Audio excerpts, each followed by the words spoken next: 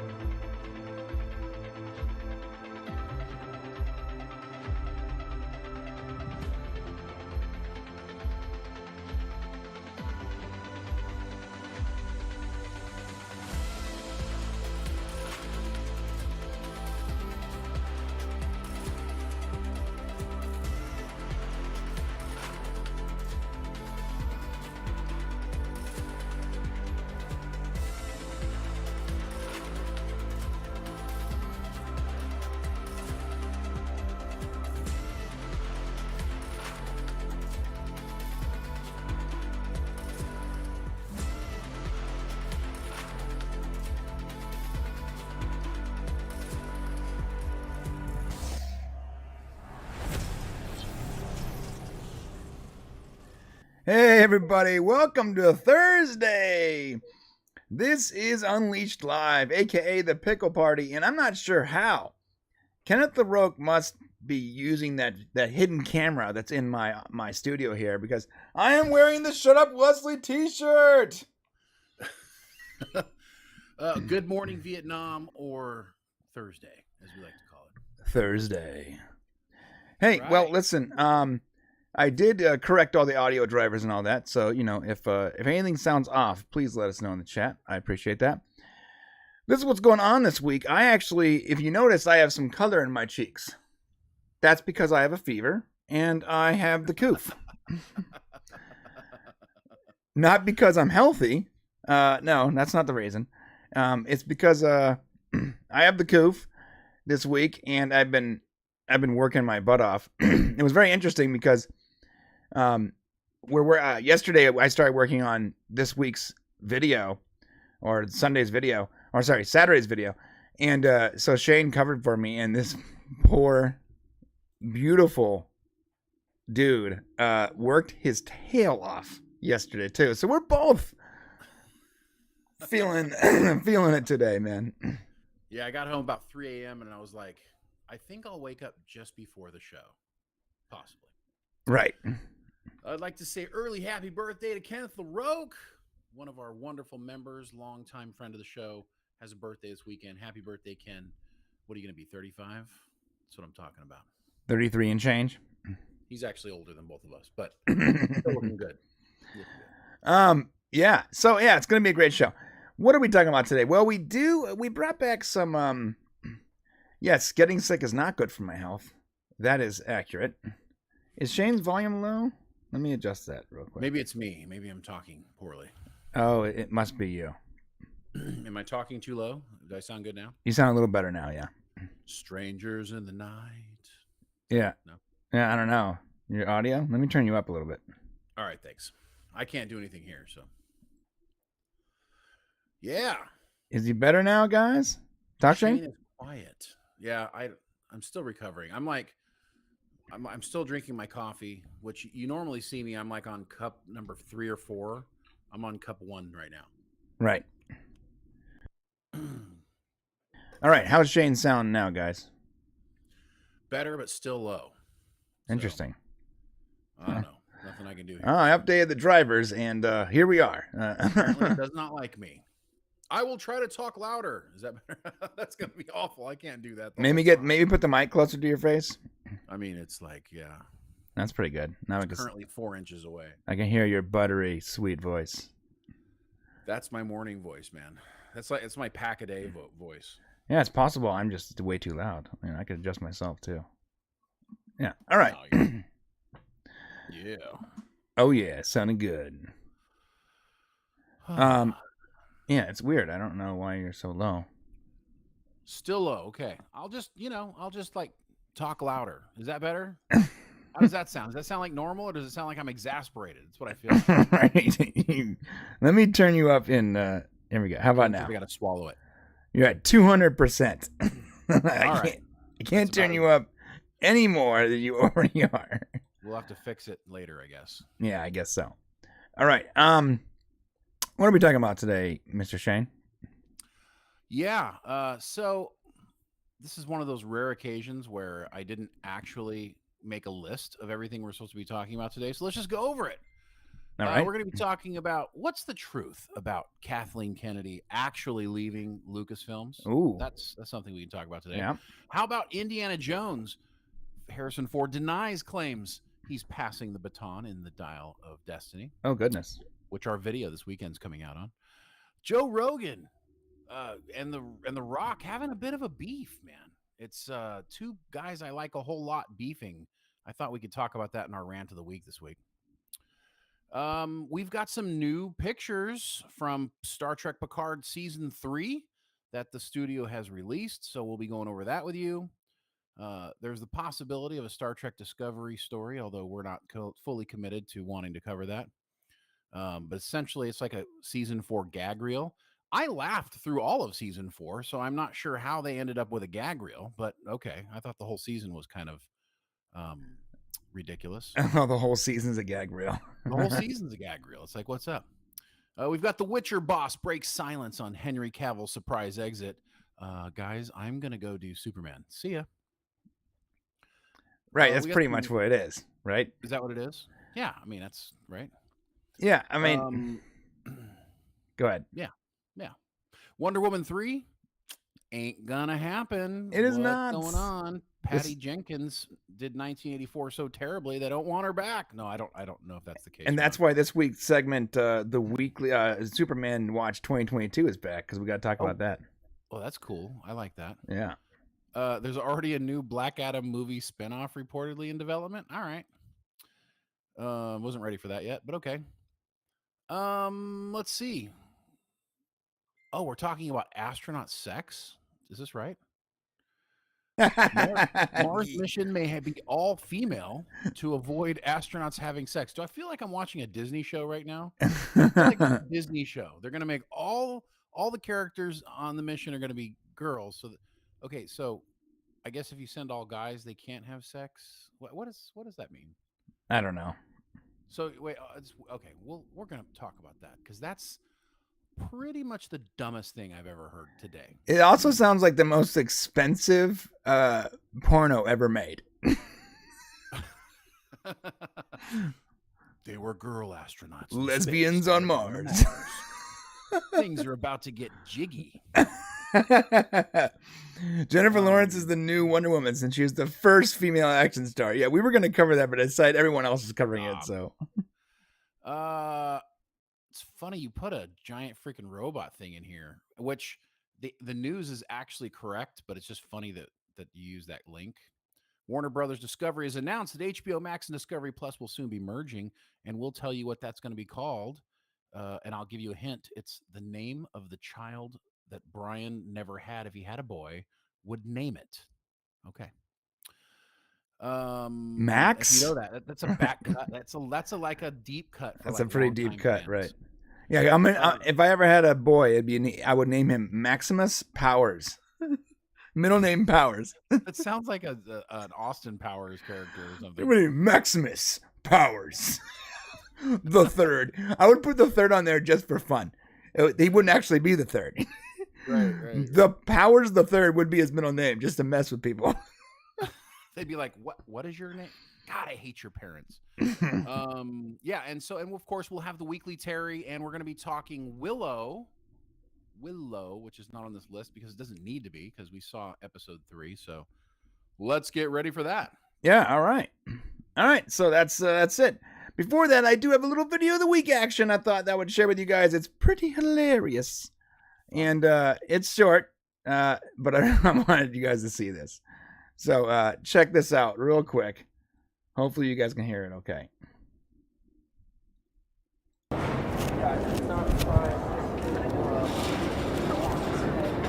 I know we've had our ups and downs, but you know what? None of it means anything to me. My family loves you. I love you. Will you marry me?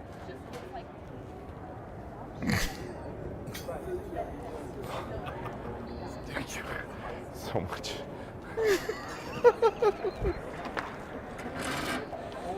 I love you. I love you more. What's your name? Ken. Steve. You know what?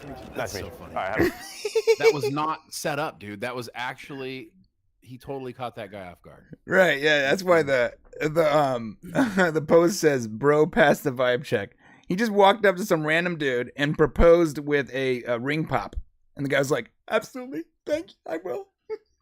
That's like the new thing. It's amazing how many views videos get on YouTube. Like they will go out and just like do random things to strangers in public and then get 1 million view videos. It's pretty hilarious. Yeah, it's pretty funny. We thought of doing that years ago, but we were going to do it with like homeless people. So it didn't quite work out. They get really angry. They get really mad. They don't, there's no humor on the sidelines over there. Hey, how you doing there, bud? Hey, can I ask you a question? They just come at you. Wait, are you going to give me some money? Oh, no, never mind. Shane saw that old 90s thing, bum fights, and he's like, "Oh, they beat me to it." Right. All right. All right. So what do you want to do first? You want to do Willow first?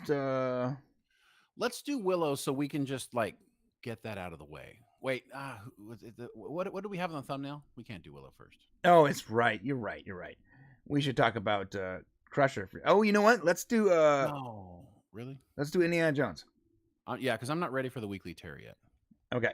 Well, Indiana Jones it is, because I am actually looking forward to this, especially, and shameless plug here, especially after working on the video that we're working on this week. I'm very interested in Indiana Jones. You guys are going to want to see this video on Saturday. Oh, we do have an advertiser. Can we throw them up really quick? Yeah, so what is it? Really fast. It's mixtees.com. Oh, mixtees.com. Shopping. Yes. I did not put that video really up. Quick. Listen, if you haven't done your Christmas shopping / holiday shopping / whatever the hell you celebrate shopping, make sure you guys go to mixtees.com and take we have a special offer, which is always the same offer. The Popcast will get you 20% off. All of your favorite YouTubers, us and a lot of others in our community, are all selling interesting stuff here on Mixed Tees. Take advantage of the discount and support the channel. Thanks, guys. Yeah, and finally, you can choose between my hat or Shane's hat. You're right. Right. That's cool. I didn't even know that was there. All right. Awesome. Yeah. And there's on our page. It's more than just our stuff. There's also Maria T and Telly, JP, Nerdrotic, Salty Nerd Guys. We've got Odin, Midnight's Edge. Yeah, a lot of folks on here. All kinds of people here. So just go check out your favorite YouTubers, get something for Christmas, and support the channel. Support the community. Thanks. Yeah. Okay. Let's talk about Indiana Jones. All right. Ready? I am ready, sir. Okay. All right, we are talking about Indiana Jones. Harrison Ford actually denies claims that he is passing the baton in the upcoming Indiana Jones 5 titled Dial of Destiny. His actual quote was, "No, I'm just telling a story." I mean, did you ever think you were going to get something juicy from Harrison Ford anyways? Like, he is the king of not telling you anything, pretty much. So, yeah.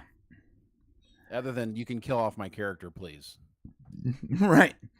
You know what's funny is he talks about passing the baton. I think in his mind, Kingdom of the Crystal Skull just didn't happen. Is that? I mean, do you think that's how he feels about it, or is that why Steven Spielberg doesn't want to do a 5th one? That one movie that no one talks about, Indiana Jones 4. I never heard of it. I don't know what you're talking about.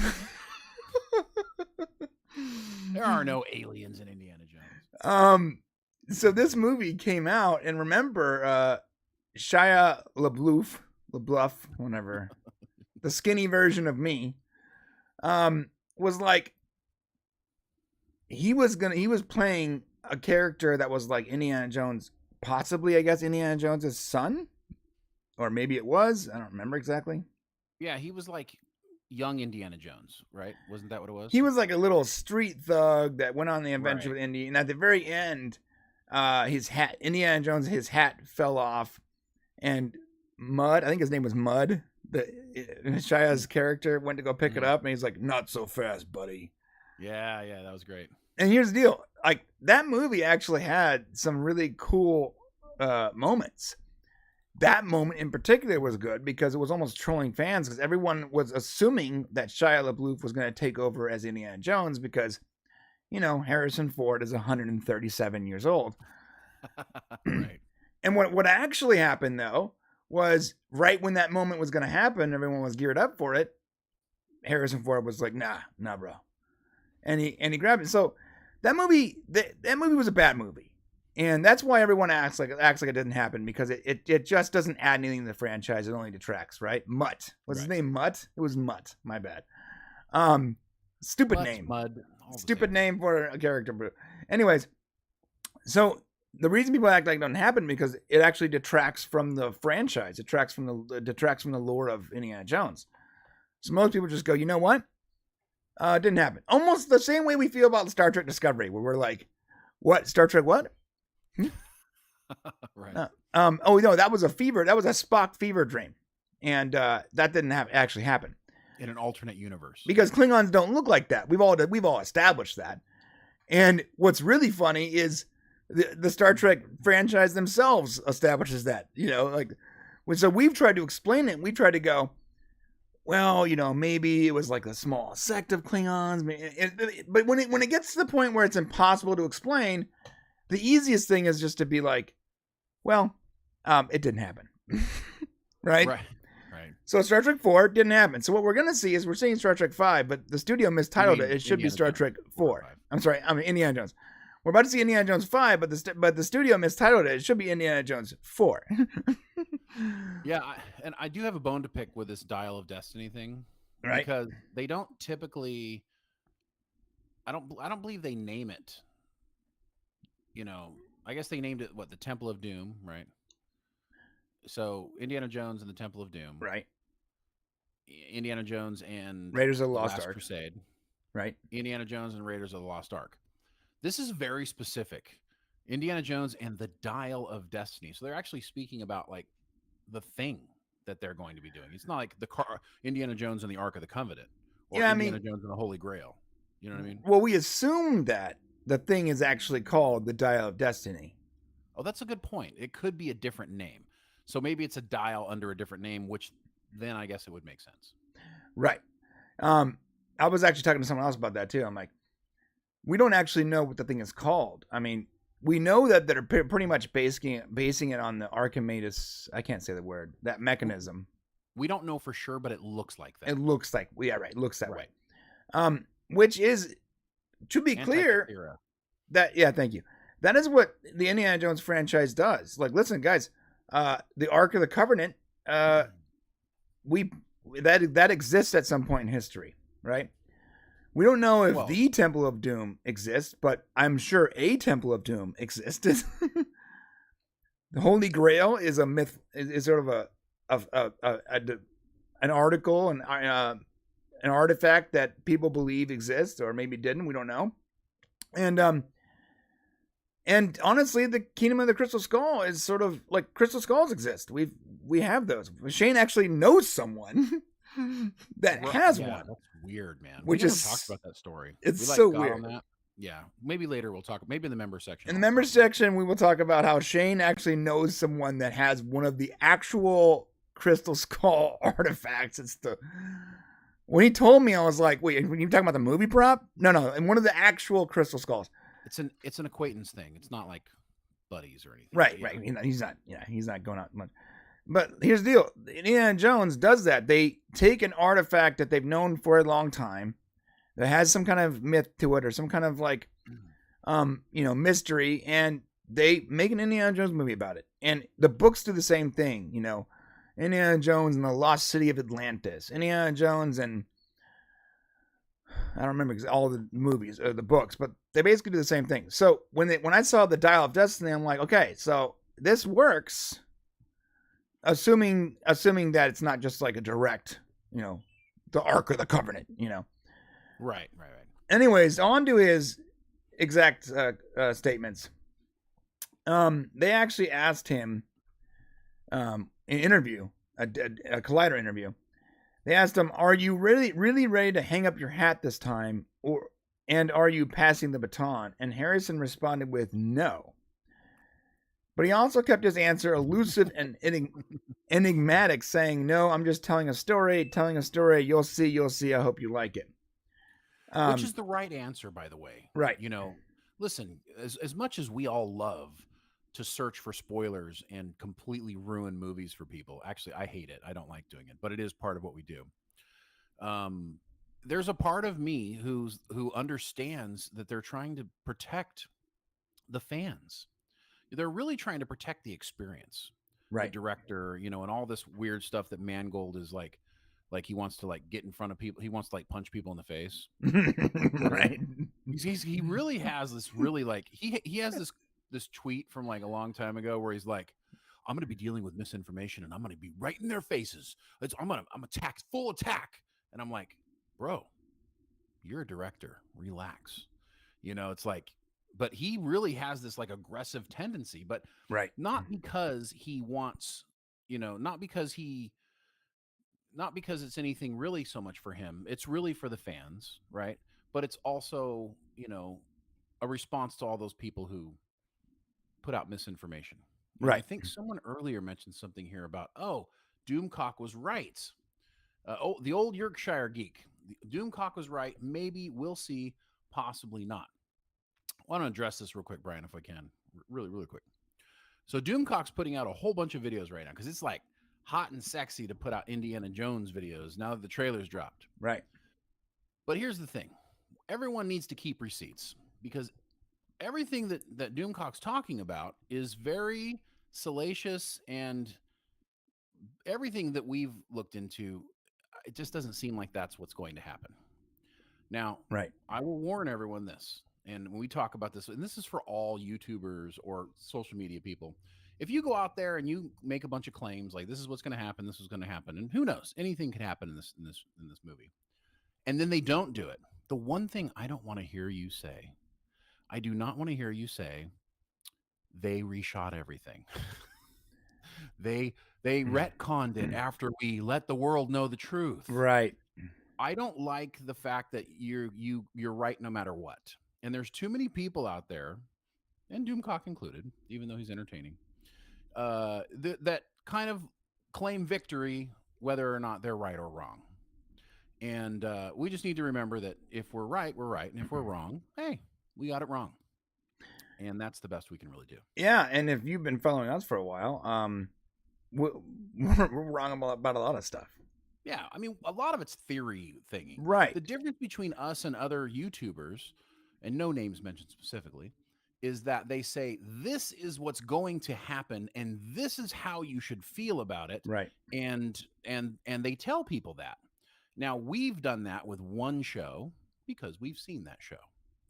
But I don't think allegedly you can't right, allegedly, because you can't. I just don't think you should say that there are no like 100% this is something when you don't know if it is. Right. You know what I'm saying? I think it's dangerous. And now you have a whole army of people out there going, well, this is what this is going to be. So yeah, and the thing is, I think people have a really short memory because we've been wrong about a lot of stuff, and so has other YouTubers. And like you're right, we don't actually say this is what's going to happen. We'll be like, this is our theory. Yeah. And to be honest, half the time our theories are trying to correct something, not really trying to predict it. More so like we really hope this is what happens. Right. Ours are educated guesses generally, right. And sometimes we get little insider peeks, you know, from people, and then we're pretty upfront to say, well, you know, this is what it's going to be. Based on what other people have told us. And I know that other people do the same thing, but then they kind of double down on the info as if it's 100% correct. Yeah, that's what the trouble is. They do this thing. They go, listen, my inside sources said Harrison Ford is going to have wild orgies in Indiana Jones 5. Right. Now, listen, take that with a grain of salt. I don't know if it's real or not, but my insiders said it was. And then they say, so when they're having these orgies on Indiana Jones 5, and I'm telling you what's going to happen right now. And so it kind of leads into this like, It was a hint, or Right. it was an idea, but now I'm telling it to you as if it's truth, and that's where you get into trouble. Yes, and you know what? To be fair, YouTubers are just copying exactly what the media does, right? That's you're right. So the good point. That's already been done by the media, and look, Since the YouTubers are 50s. just- yeah, we're just people who are out there, kind of going by. New media is doing the same thing. I love this. And when new media, when old media puts out an opinion piece, but they spin it like it's fact, right? Like, ready? This person murdered his wife, but it's an opinion piece. And then when it's proven completely incorrect, and the guy wasn't even in the country at the time, and the wife is still alive, Right. The retraction will be printed on like page 155 at They don't even put retractions anymore. So I know, you're but right. They used to correct it. yeah, they but it don't would be anymore. they used to correct it, but it would be like a 1 a.m, Right. and it's buried way down, just so they can save face when someone calls them out on it. Well, we updated that story. They're not even trying to update it anymore. So news to everybody who's upset about YouTubers and social media people who put out information. It's really no different than the news media does it. We're just not paid professionals, so therefore they can dump on us. Right. That's really what it is. Super we chat have from Adam Warford. Yep. Go ahead and call it out. Adam Warford says the crystal skulls were proven as fakes. They were made in the 1960s, so they are not from the ancient world. The crystals are from today glass. Ooh, interesting. You know what? Yeah. I don't know if that's. That. I don't know. What's that? I heard that as well. I don't know if that's accurate, but you know what? Shane, like I said, Shane knows someone who believes he has one of the ancient crystal skulls. So yeah, no, I mean, I have also heard that it's a hoax. I haven't looked into it, but maybe we will. And yeah, we might be able to actually see it. We can see the hoax. We can see the hoax crystal skull and show everybody. Yeah. Another super chat from John Burns. I love the line from Indiana Jones in the afternoon nap. Chewie, where's my pillow? And the afternoon nap. That's pretty soon. That's always going to be able to say, right? Listen, already sometimes I feel like I need one, so I need a nap right now. Take a nap. All right. So also Mangold also had some thoughts about this, and we'll wrap it with this. Director Mangold said that he thought it was important to create a film that depicts Indiana Jones at the end of his journey, and his age is part of the storytelling. His exact quote was, "It became really important to me to figure out how to make this a movie about a hero at sunset. The issues I brought up about Indy's age were not things I thought were being addressed in the material being developed at the time. There were old jokes, but the material itself wasn't about it. To me, whatever is your greatest liability, you should fly straight towards that. And if you try to pretend it's not there, you end up getting slings and arrows the whole way." That's a great statement. Yeah, and so what we need to do, based on, and I love this quote, and I found it when I was researching our video, which, by the way, if you want to know what we believe is probably going to happen for Indiana Jones 5, then you need to see that video. It's coming out on Saturday, right, Brian? Yeah, it's coming out Saturday morning. On the main channel. It's going to go through. Even though I have COVID and I still have to work another 30 hours of my regular job. I actually might have some good news for you about your working your regular job later, but I'll tell you about that later. Oh, that's scary. I don't even know why you would say that right now. It's good news. I want you to feel good. But Indiana Jones 5, the video is going to come out. But it's important, I think, that we note that quote that he said right there is really important, because James Mangold made a movie that was really well received, and it was called Logan, right? And it was about an aged Professor X, right? And an aged Wolverine, I guess, if he can age. And this feels like James Mangold is the right guy if he wants to, because that movie was all about feeling the age of the characters. Right. It was about them being old men. And now here he is doing Indiana Jones, and he just basically said it's important that you run face first or head into the problem. So we're going to see Indiana Jones probably in a similar light that we saw Logan, I'm guessing, with there being some troubles, some difficulties. And I don't know how Indiana Jones fans are going to respond to that, other than it would be weird to see an 80-year-old guy leaping from trains. Right. So maybe that's what he's talking about. What do you think? Or flying a Nazi spaceship to the moon. Yeah, not happening. And then dialing the dial of destiny and going back in time to make sure that the Kingdom of the Crystal Skull never happens. Sneak peek. We don't think there's time travel. No, they're probably not time travel. We'll talk about that more in the video. All right, well, that's it for this story. Let us know what you guys think in the comment section below. And on the way to the comment section, if you are not subscribed, please hit the subscribe button. I looked at our metrics recently, and a whopping 50% of the people that watch our videos are just not subscribed, which is weird. We have returning people watching videos, and they just don't subscribe. So I don't blame them. You know, listen, if you don't subscribe, I mean, please subscribe, because it would be cool, like, for you guys to be subscribed. But I get it. Like, I have a hard time subscribing to stuff. Like, sometimes I guilt subscribe. Do you guys ever do that? Like, I guilt subscribe. I'm like, God, I've watched like 10 of these videos. I feel bad. I should subscribe. And so then I'll subscribe because I like feel guilty, right? And not because and then, a month later, maybe I'm not watching it. But can I say one more thing about Mangold before we cut off of this? yeah, go ahead. I just have some advice for James Mangold, who, by the way, has made some really good movies, is a good director.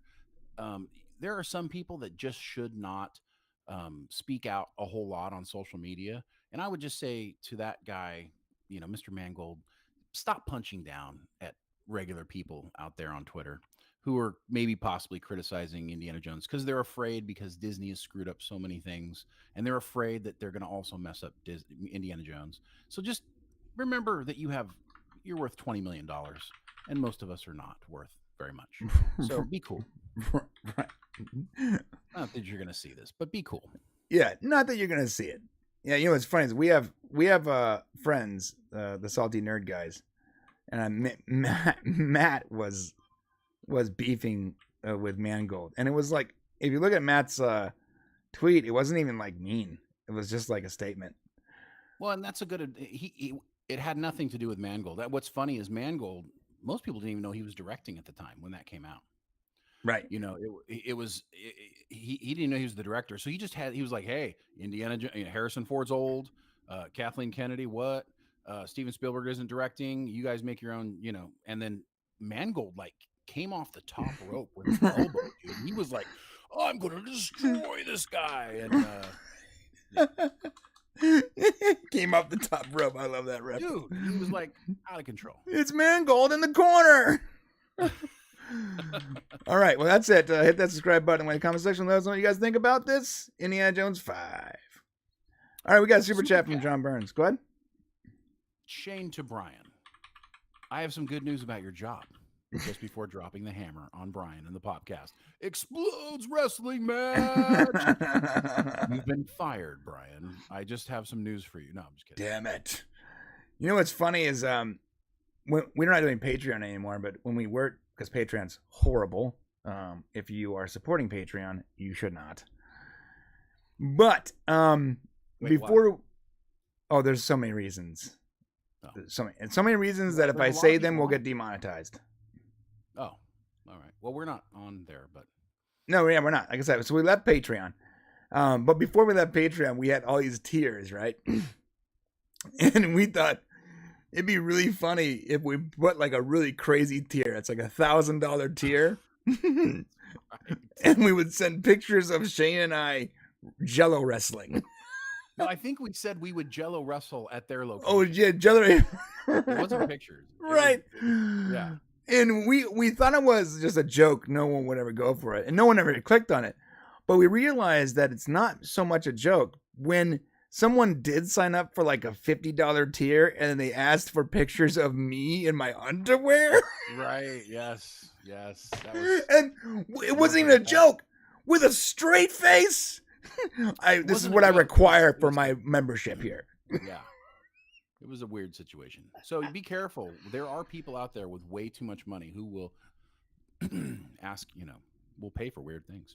Yeah. Although it might be worth it. $1,000. I mean, the Patreon page is still up, but there's a big giant message on there that says like, do not subscribe to this Patreon. I didn't even know how to close it, so I left it up. Just said like, we're not doing anything here. Go to YouTube. Go somewhere else. Don't subscribe here. You're never gonna get anything from us. All right. Are we on locals? We are not on locals. We should probably think about Hell that. is locals. It's the new hot social media. I can't keep up, man. If you don't tell me about it, I don't know. I still don't even Instagram. What's wrong with me? Yeah, Instagram is I don't understand the purpose of it, to be honest. We use it. We have a bunch of followers there, but No, we know what the purpose of it is. The purpose of it is for girls to interact with each other and guys to go look at those girls' pictures. right. That's the whole purpose of Instagram. Right. We have like 4,000 followers on there, and I do this thing where I put like our artwork, the artwork up there from the thumbnails, and I'm always like, does anyone really care? Like, I'm doing it because if there is even one person that actually cares about this, then it's worth the time. But I don't even know if there's one person that cares. And then somebody's enjoying it. I'll look at the messages, and we have like 100 messages that I've never seen before. It's like, what? Yeah, somebody's enjoying it, you know? John Burns, so Brian, I have bad news. You're an established title. You are not a lord. I'm so sorry, you're not a lord, and those can't talk about that yet, but don't be surprised if you don't see us doing that stuff no more. Really, Shane? Really? Yeah. All right. Yeah. Oh man, we got spam. I gotta clean it up real quick. Nice. All right. So what are we talking about next? What's next? We can do either the weekly Terry, or we could talk about the first DC story, Wonder Woman, or we could talk about Crusher or Willow. Let's do Willow. Okay. So we can, because there's a lot of information. I mean, let's talk about the things that are happening a lot. So Indiana Jones was a big thing this week, and Willow is still getting punched in the face all week. So, right. Post some underwear pics on Instagram. You'll get thousands more. I think we'll just lose all our followers instantly. You need to definitely do at least a George Costanza picture, like on the couch, like up on the. Yeah, we need to do like one of those of you in your underwear. That'd be great. Archmage Frey, can I be an overlord? Nice. Lol. Not even Lord of the Dance. John Burns Super Chat, thank you, sir. Not even a Lord of the Dance. By the way, I saw that like years and years ago. It was pretty good. Really was it? Yeah, Lord of the Dance was good. I enjoyed it. All that river dancing and like the tapping, and it was good. Okay. I saw it at the Beau Rivage in like Biloxi. Yeah. All right. Well, let's talk about Willow, shall we? All right. All right. We are talking about Willow, season 1, episode 3. It's funny because my Disney Plus does not work, even though I pay for it. I was able to procure a copy in the high seas in order to do the review. That's ridiculous that it's not working for you. They must know you're using it. I pay for it. I don't even think this is like wrong. I think this is like a means to an end. I'm doing anything wrong. Right. Yeah, I'm at the point where I just think this is the means to an end. Anyways, this is Willow, episode 3. So first thoughts, Shane, on this. I actually like this episode. Okay. I have a feeling that you didn't like it as much as I did. Well, here's the thing is like the end credit music explained everything you need to know about Willow. The end credit music tells you who this show is made for. Right, yeah. It is not made for us. And it might be an entertaining show, and it might have some interesting story, and there's things happening, but it's definitely not made for fans of the original Willow movie. Because you don't Britney Spears, Metallica, or it's not even Britney Spears, it's somebody newer than that. And Britney Spears is old now. Who's a new artist that doesn't sound very good, that does only cover songs? Do you know somebody right now? There's a lot. I don't know what. Give me the name of one person that's remotely famous that's like Miley Cyrus does that. She does a lot of cover songs from like old hair band stuff. Okay, yeah, so that's like Miley Cyrus singing Metallica, Enter Sandman for the end credits, and I'm like, That's what my kids are listening to. They're listening to weird crap like that. That's like older, and it just told me like this show is not for us. Like they had to pay. Here's what's crazy: they had to pay Metallica to play that song on the credits. Right. But they didn't use Metallica's music. No, they didn't. So it's like, well, it says everything you need to know. And when the characters, I don't know when the characters, especially the younger people, when they talk, they pull me completely out of the fantasy. And I just feel like the language and everything is just very aimed at my kids. And while there's some really interesting things happening, it has a hard time getting me excited about watching it, if that makes sense. Yeah, no, that makes complete sense. They do talk like it's a CW drama. Also, like their general disdain for anyone that's slightly older than them is so odd to me. Right. What is it about these characters, especially the young characters, where it feels to me almost like some people speak with a British accent and some people don't, right? They're all Right. like from the same place, but they all speak like different accents. Right. And then it feels to me like these kids came out like they were zapped out of Southern California and zapped into Willow and like just keep talking. You know, I think at one point Alora says something like, I'm gonna kick your ass or something like that. And I'm like, what is that how it would have been said in Willow? I mean, it's kind of weird, right? You know, it was just weird. So anyways. LOL, Boardman, I'm gonna twerk on that. Don't suss me out, bro. You're like, what? I mean, it's not like that bad, but yes, it feels like we're one step away from that type of language. And there are some interesting things that happen. But overall, the episode, it's like watchable, but I'm not looking forward to next week's episode, even though I will probably watch it. Is that fair? You're definitely going to watch it. Well, I got to watch it so we can talk about it. But here's the deal, Shane. You forced me to watch the entire season of Rings of Power. I did, yeah. And this, at the very least, this is better than Rings of Power, so... It is better than Rings of Power. Bro. But at least in Rings of Power, I felt like I was in another world the whole time I watched it. When I watched this, I feel like I got one leg in Southern California and one leg in like Scotland or something. I can't quite figure it out. We got a super chat from John Burns. Yeah. Go ahead, brother. Old artist that's not very good. Kanye changed his name to Ye. Is it Ye or Ye? It's Ye. So shouldn't it have like one of those like little squiggly lines above the... No, his name's Kanye. I understand that, but if just spelling it correctly, like this is spelled Ye. In order for it to be Ye, shouldn't it be one of those little lines above the E? Well, shouldn't Kanye also have a line over the E? I don't know. Well, he doesn't for whatever reason, so yeah. It's stupid though, because it spells Ye. By the way, there is no word called Ye either. So whatever. English vernacular. Now you go back to Old English, you can get ye old road. So okay, whatever. He goes on to say he should have changed it to the artist formerly known as he's not an artist. Yeah, I don't. So when Prince changed, and this is off topic, when the Prince changed his name to the artist formerly known as Prince, right? And it was like a symbol. Didn't he do that to like get out of contracts and stuff? That's 100% why he changed his name. Right. So he wasn't doing it to be like weird. He was trying to like screw over the music industry that owned all of his masters and all that, right?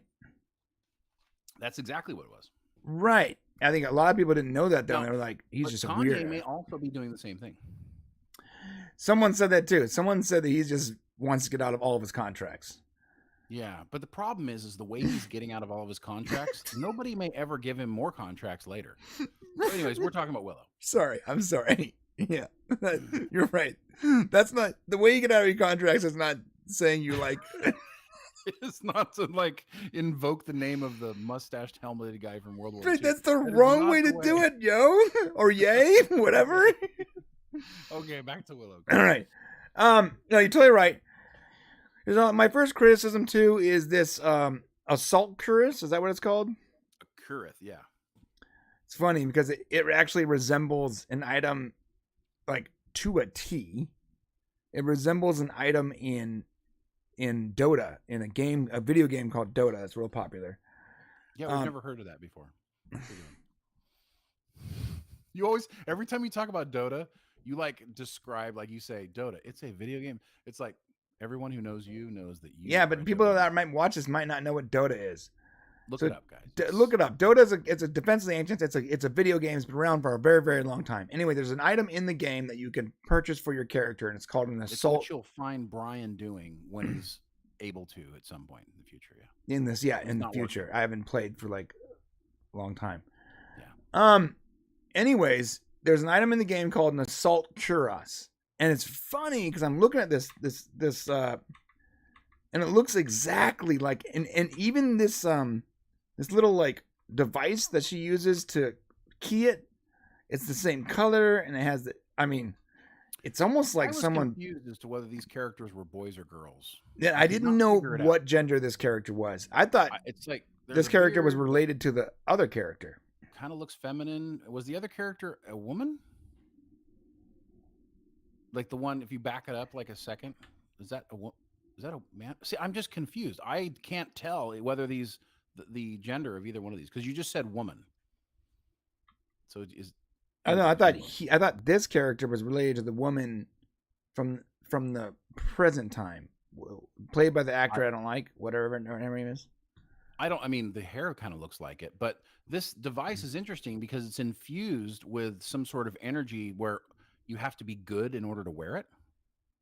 Yeah, and it's funny because I feel like they really borrowed a lot from either they borrowed it from Dota or they borrowed it from the lore that Dota borrowed it from, because they had the same thing. They called it infused, and it like you have to like.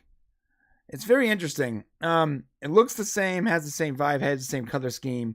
I mean, that's cool if they borrowed it from that. I mean, at least that's fantasy-ish. I mean, the whole lore of this thing was cool. It wasn't bad to me. Yeah, but I don't quite understand it, though. That my complaint is not that they borrowed it, is that I don't understand it. From my perspective, I thought that she or he or whatever made it so that it was only for this person. But from what we're gathered... Oh, no, yeah. It's for anybody who's good. Anybody who's good can wear it. Right, yeah. But that's not what they say in this scene. I thought they did say that. No, Borman says something like that. But in this scene, it was keyed to this. He was the one saying it, though. What? He's telling the story while they showed us this. Oh, then he changed his mind. Okay, I don't know. Well, he said it's a shield, right? We know that. And that's what he was out doing with Mad Mardigan. Right? Mm-hmm. Yes, he was looking for the AC. I mean, the cuirass. All right. Super chat from John Burns. The last good CW show, Riverdale. Was it Comment, really? Brian? Comment. I think he's being facetious. So. Yeah, I mean, I saw Riverdale. I would not say it was a good CW show. There isn't one. I mean, so honestly, Sabrina was the last good CW show, but it wasn't played on CW. The Flash season 1. That's it. I think Sabrina was good. Made by the same people. Just it was on Netflix. All right. Anyways, back to this. So another complaint I have. So you're saying it's good. It's for good people in general, not for. Okay. Yes. Fine. Maybe I missed that. But then when he's telling this epic tale, she cuts him off, and she's like, "Bro, TLDR," basically. Yeah, so that was like the same thing. And then he goes on to say, "Oh, you young people today." It was like this. It was supposed to be a joke against our current youth culture, kind of, and like what old people would say, which would be funny maybe in certain situations. But the fact that this show is already so closely related to like Southern California speak in so many ways, it just makes it a little more. It solidifies that terrible feeling. Also, is Borman that old? Not to me, but then again, I think we're probably much older than him. I think that we are much older. Mad Mardigan has to be what? In his 40s, right? I guess Mad Mardigan must have been like our age then. Well, he has to be, yeah. Mad Mardigan has to be now in his 50s or 60s. No, it's only been 15 years. Someone did the math for us in one of the comments. The moons. Somebody told us about the moon cycle. It's actually been the normal amount of time we expected. Well, then how are these people only like in their early 20s? All right, whatever. Oh my God, I hate this so much. Don't try to figure it out right now because that is a good point. It doesn't add up. Yeah, the last good CW show, I believe I agree with Jeremy Snyder. Supernatural. I miss that show so much. Oh yeah, forgot about that one. All right. Yeah. So whatever. I do like Borman's character. What's that? She wants to hear about her dad, and he's like dragging it out. Right. He was telling a story though. Like, come on. Whatever. Okay. Yeah, the princess is pretty annoying. Yeah, she is. She is, and she even gets more annoying as the episode goes when she's arguing with Jade, and Jade had to protect her. I don't need your protecting, and like, come on. Yeah, she's wearing on me a little bit. Yeah, Kit, rough. Princess Kit. Yeah, so she's not great. Who ironically, her actual like head and shoulder shots make her look like an actual princess, and then the character in this show has a very almost like her. I mean, any haircut can work, but her whole attitude has this whole like, non-princessy feel about her, I guess. Mm-hmm. Right. Yeah, she doesn't seem like a princess to me. She seems like she doesn't. Yeah. I'm pretty sure I've been waited on by her at like a TGI Fridays. I'm not trying to be rude. Not you, it's me. I'm having a bad day. Right. And then Jade finds this guy capturing Alora. Remember, he's possessed now with whatever.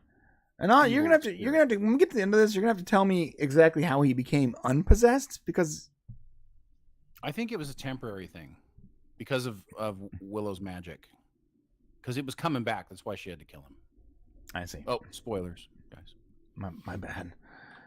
So he's taking the princess. He tries to convince her that she, whatever. She figures something's something's going on. Willow doesn't use his magic very much. There's a good reason for it, though. Is that a real reason, or has he actually lost it?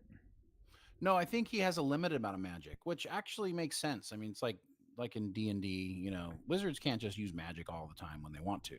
Yeah, you got to like study, and it takes, you got to get it back. So seems like Willow might have a limited amount of magic left, which is part of the reasons why he's moved his people underground. They talk about that in this episode. It's almost like mana. Yeah, kind of, except he's not maybe getting it back. He has like a finite amount of mana, and he's not regenerating his mana properly. That's what it seems like, yeah. And, interesting. But I mean, we do get to see some cool magic this time, at least from him. We do. Yeah, we do. I like that idea, though. Go ahead. No, go ahead. I was going to move on to the next. I was going to say I like the idea that there's a finite amount, and he's got to like recharge, and he hasn't recharged. Maybe. I mean, I feel like the way he's talking about it, he's got to save it for the big fight. Means that he can't get it back. Like, this is a one-time shot. Whatever he's got left in the tank. Interesting. This character is not as annoying as Kit's character is. This character is actually not. I mean, I know this is the one you were concerned about, right? But this is one isn't bugging me. I actually don't dislike this character. She's not come across as unlikable. She hasn't quite convinced me that she's special, but she's definitely got a lot of emotional attachments to, like, this guy that she's about to address here raised her. He's the one who's helping her become a knight. Right. So this is like, what's up? So yeah, so they're like family. Yeah, they're family. So which makes his betrayal so much more, hardcore. And I think they probably failed here. I know we don't do upvotes and downvotes for this, I guess, but this would be a big downvote for me, because I feel like if your dad was like turning on you all of a sudden, you would definitely be a little more emotionally. It would be more impact. I had to be reminded that they were family at the end of this episode. At the end of the episode, that's true. I had forgotten, so they lost me on that. Yeah, they didn't make a very clear connection in the first two episodes. That's right. I mean, we got that one moment where she was leaving and he was like telling her, you're going to do this. And about the night thing, and then she left. It just didn't. I didn't feel very connected. I didn't feel like they had a connection. Like she should have saw him right now and would have been like, a little more excited to see him, or like something. Yeah. Hey Jerry, how you doing? Hey, give me a hug or something. I don't know. This little guy right here is awesome. Yeah, he is good. He's Silas, and he's kind of the comic relief and Willow's sidekick. But yeah, he won't be around much longer. He will not be around much longer. They're just gonna get rid of all the people. Like, I like this character. Oh, you mean you liked this character? No. Oh, the only people that have plot armor are the characters you don't like. That all speak like that one substitute teacher that told you your kid needs to brush her teeth more. Very specific. Like, she was eating a tuna sandwich, okay? Anyways, all right. Archmage Freyla. Oh my God, you can't just call him little. # cancel Brian. Oh, my bad. I meant small in stature. Small in stature. Yeah. Big in heart. Vertically challenged. Yeah, that's honest. That's fact. Vertically challenged. Unless nobody's vertically challenged and everybody's at the perfect right height that they should be for their whole life. I'm horizontally challenged. You're vertically challenged to me. That's true. I'm like a foot shorter than Shane. No, not that much, but yeah. Feels that way. I'm like, hey, Shane! So the thing get stuck in the mud yet? It's about to be. Here we go. Oh yeah, not yet. Obviously, they're still going. Okay, this is weird. So the crone is spinning some magic or something. I don't know. Do you know what this thing is? It's like a barrier. I don't know what the hell's going on here. Yeah, I don't know what's going on either. It's and like bad magic expanding. That's another thing too. Like, I would like to know how magic works in this universe, because the conclusion I'm drawing is that Willow has a finite amount of said magic, but it seems like the people that attacked the city didn't have a finite amount of magic. They were using it, to like travel 3 feet to their horse. Like, yeah, the crone seems to have like unending magic ability. Right. So, like, is it specific to Willow because of what he is, or is he doing something wrong? I don't know. I need to know. I need more information. Well, some people are inherently have it, I guess. Like Alora has it, right? I guess the crone has it. Maybe he had to like study hard to get it or something. You know what I mean? Because Willow, you got to remember, in the movie he was a magician. He wasn't. You know what I mean? He wanted to be. Yeah. And that goes back to the movie. Like, didn't he use his wand like 150 times? Well, he was young. He had a lot in the tank. He thought he was only going to have to do this fight once, but apparently it's 2022 and they're back. So I like more information on that. I like the idea of finite magic. I don't like everyone being overpowered. Like, I like there being like clear rules on what you're capable of. But I would like that those rules do apply to everyone.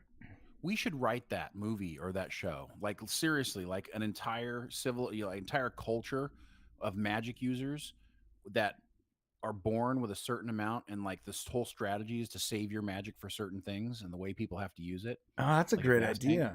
Yeah. Cool? Like a limited mana pool. Yeah, we should write a story for that. I like that. I like that a lot. All right. Yeah, so and they're called the Crone, is that correct? The bad lady, from the original movie as well, is the crone. Yeah, every time they say that, I'm like, my mind thinks about like Crohn's disease, and that's all I can think of now. Do you have Crohn's disease or ulcerative colitis or whatever the heck it's called? You need this medicine. Yeah, it's like, what if this is just one long ad for like for like Pharmatech or At the something. very end, it's like an ad for like some new medicine. He uses Rolaids to defeat the Crones. Hey, so she unties herself or cuts herself off or whatever, and they're like, oh, Princess. This is so dumb. This was super dumb. I gotta tell you, this whole damn thing is dumb. What happens from the moment she gets loose, A, that she gets loose, B, that she runs into a forest and it's like dark. Go ahead and go forward. Why not? Yeah. It's just dumb. So she somehow chops herself loose and she falls off the horse, and then she makes a run. Her, of course. Huh? They can't catch her, of course. She's too fast. Yeah. Yeah. So, the teenager running in the open field can't be caught by the three guys on horseback. They're on horses, Shane. I get it. How long does it take for them to the princess got away? Episode, remember, you couldn't figure out how she got through the portal before they did. Remember, she was like gone. Maybe she's got like fast travel or something going on here. Oh God.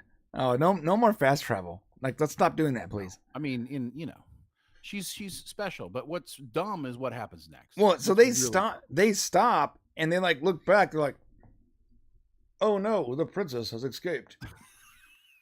Yeah, you sound like Obama had attacked the princess. We will go after her. But first, let's get some coffee and relax. Right. Apparently they just like take a break and allow her to run. You know why, right? And she force boots. I'm using Dota terms now. She's like 4 steps over the hill. You know why they did this, right? So what do we hate most about TV shows? When you use plot to drive the story. Yeah. So, and what they did here is they wanted her to do something that these guys couldn't be around for the conversation. So they created a situation in which this could happen. And I hate that about shows. And they're clearly following her too, but like, they're so slow. Like she's ran all the way to that clearing. In real life, the horse makes that distance like 17 times faster than she does. Yeah, probably faster than that. So they catch her well before she even gets close to the tree line. And by the way, the tree line's not like a magical barrier that slows them down. Like, I'm sorry, is it because she hit the tree line all of a sudden like, whoa, gotta give her a head start now.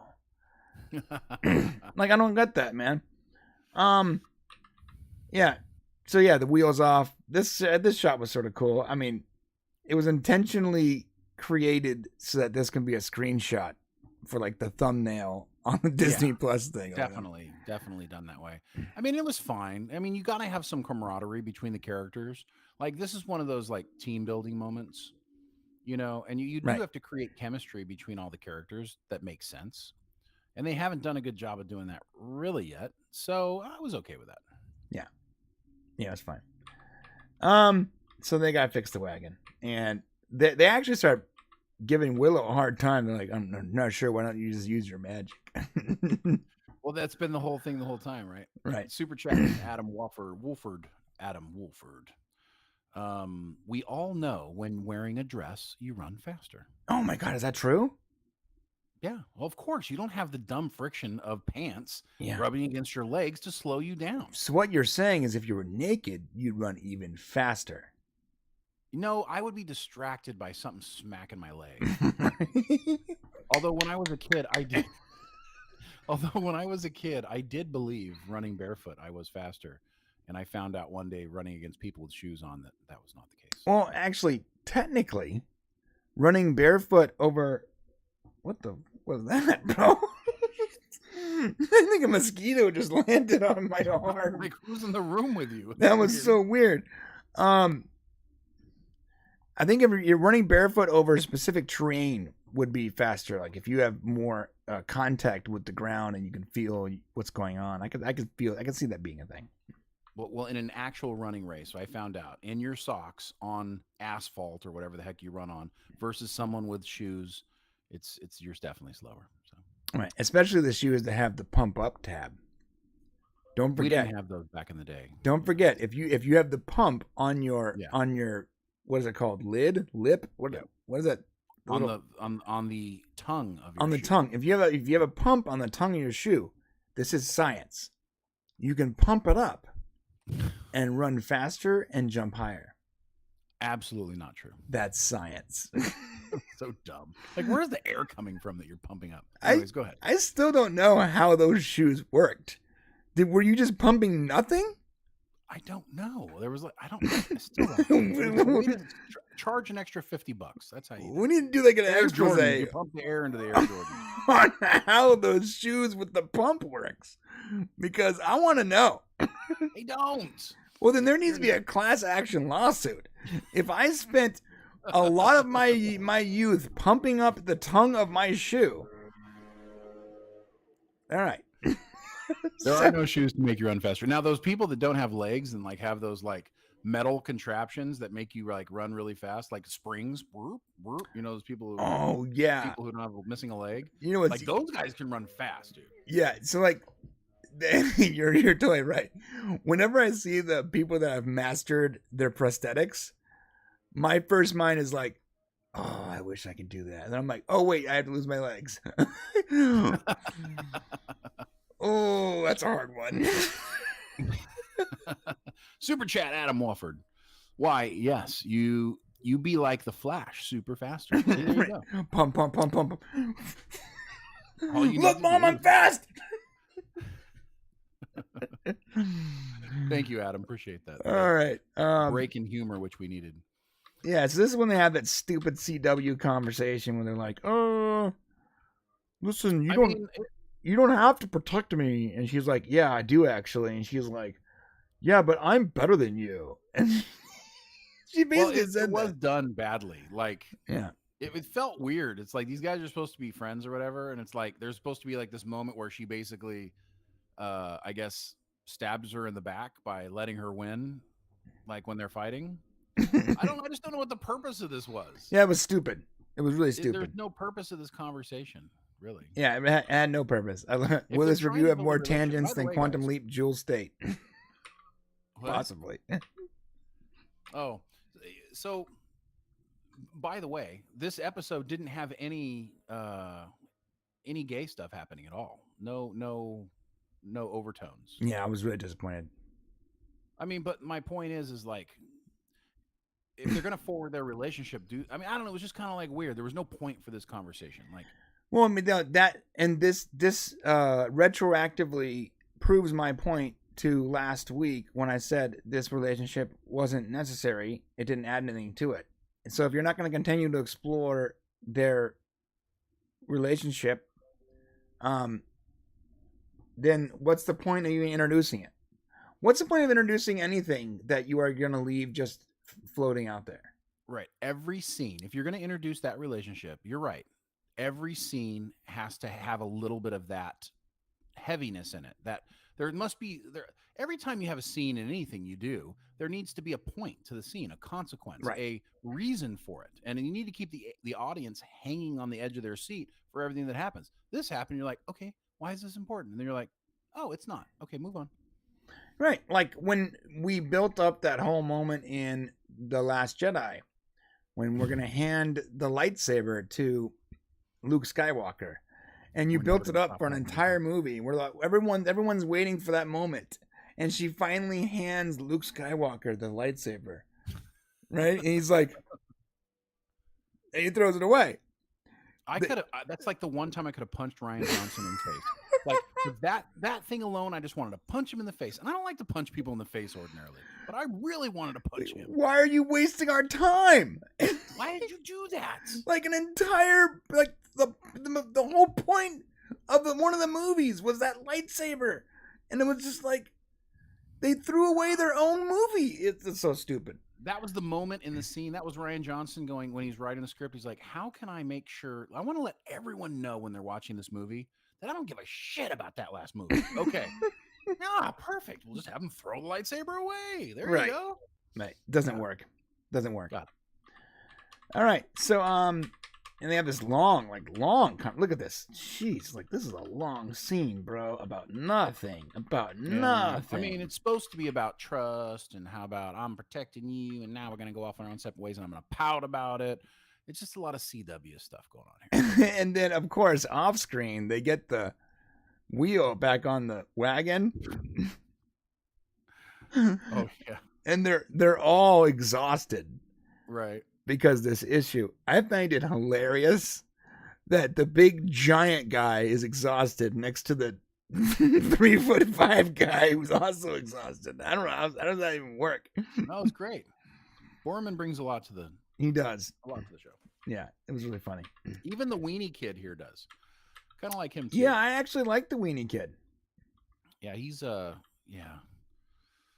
I like him. I actually like the character, which means he's probably going to die. So rest in peace, weenie kid. or yeah, he's definitely not safe. But this is dumb. Okay, if you go back to just before this, it's like dark, it's overcast. There's this giant swirling evilness power that's like consuming the forest and her running away in it, and then all of a sudden the next scene she's in, and she's having like an acid trip or something. See this? Like she's like, it's weird. Then she goes into this clearing where these people are like, look at the sun. Oh, like what? So I'm assuming now. Listen, as a viewer of television, I must now assume that she has gone forth here. Now, what would have been cool is if like this was the frickin' crone. See, that would have been cool. Like masked or hidden with an agenda to try to trick her. Like that would have been badass. But no, it's just a person who's going to be killed in about 5 seconds. And that's the crazy part. You're right. My first thought was, okay, there's a hidden agenda here. Right. Otherwise, a cabin shining in the middle of the dark, gloomy forest would make no sense. Yeah, it's really poorly done. Like they didn't consider their scenes, putting them together, and like they lit it really poorly.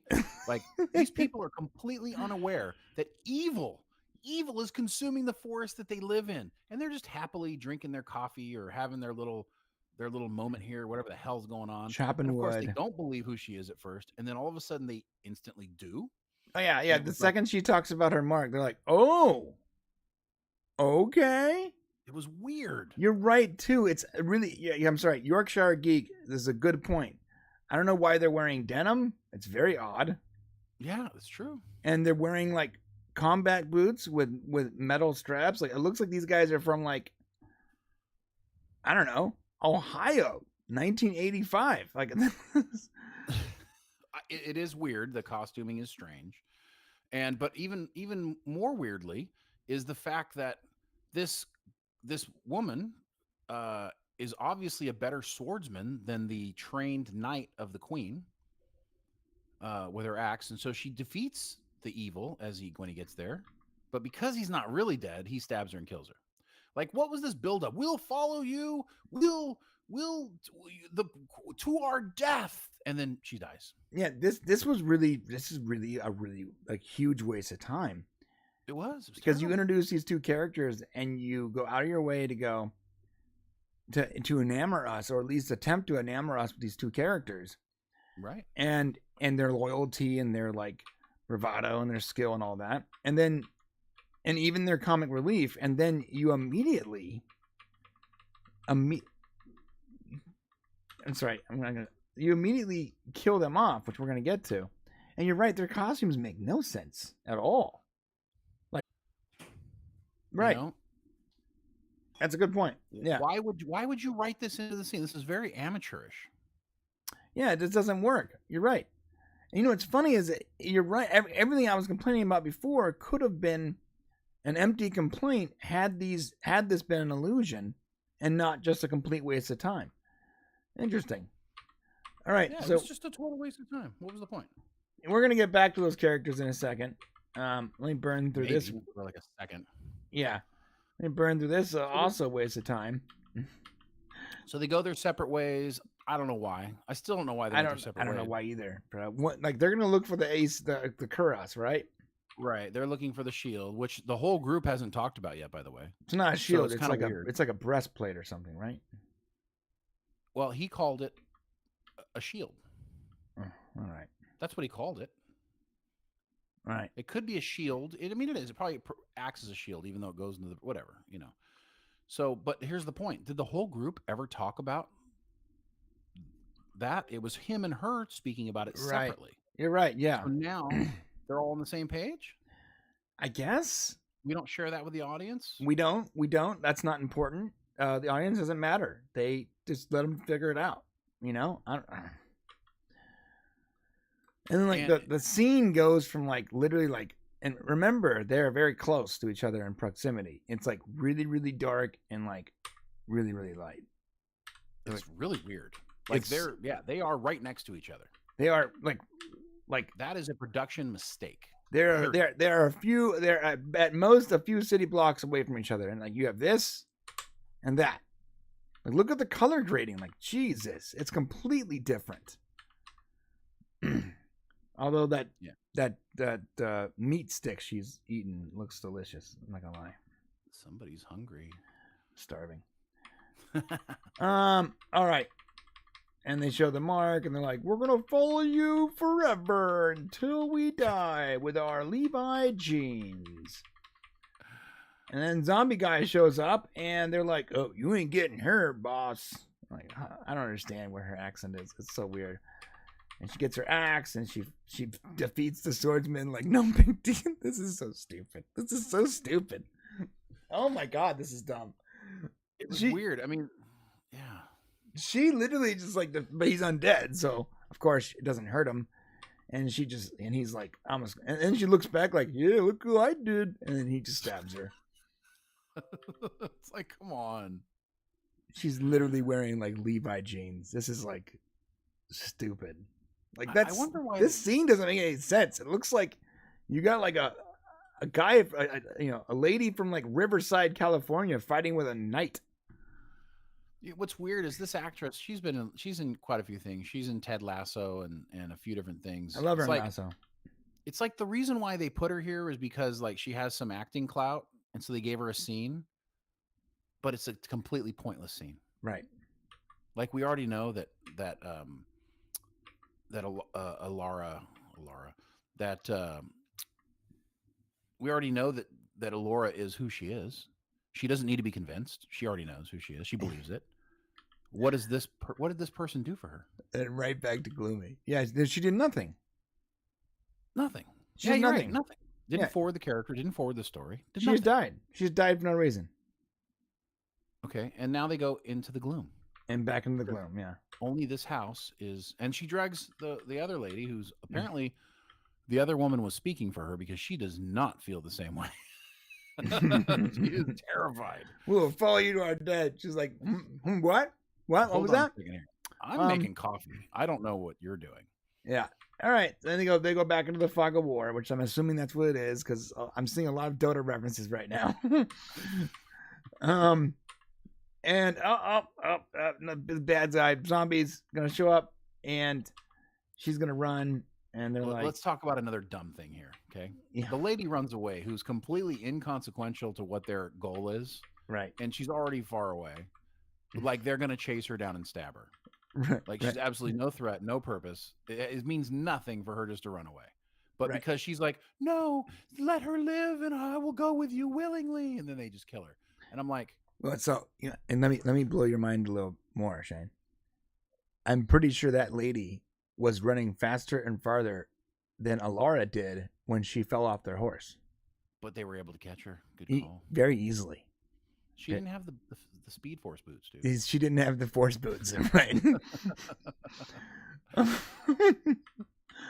It's really, really lame. Yeah, just murder her real quick. I'm pretty sure that they caught her on foot. They weren't even on their horses. No, one was on his horse. Oh, one was on horse. All right. He was on his horse. They got her. All right.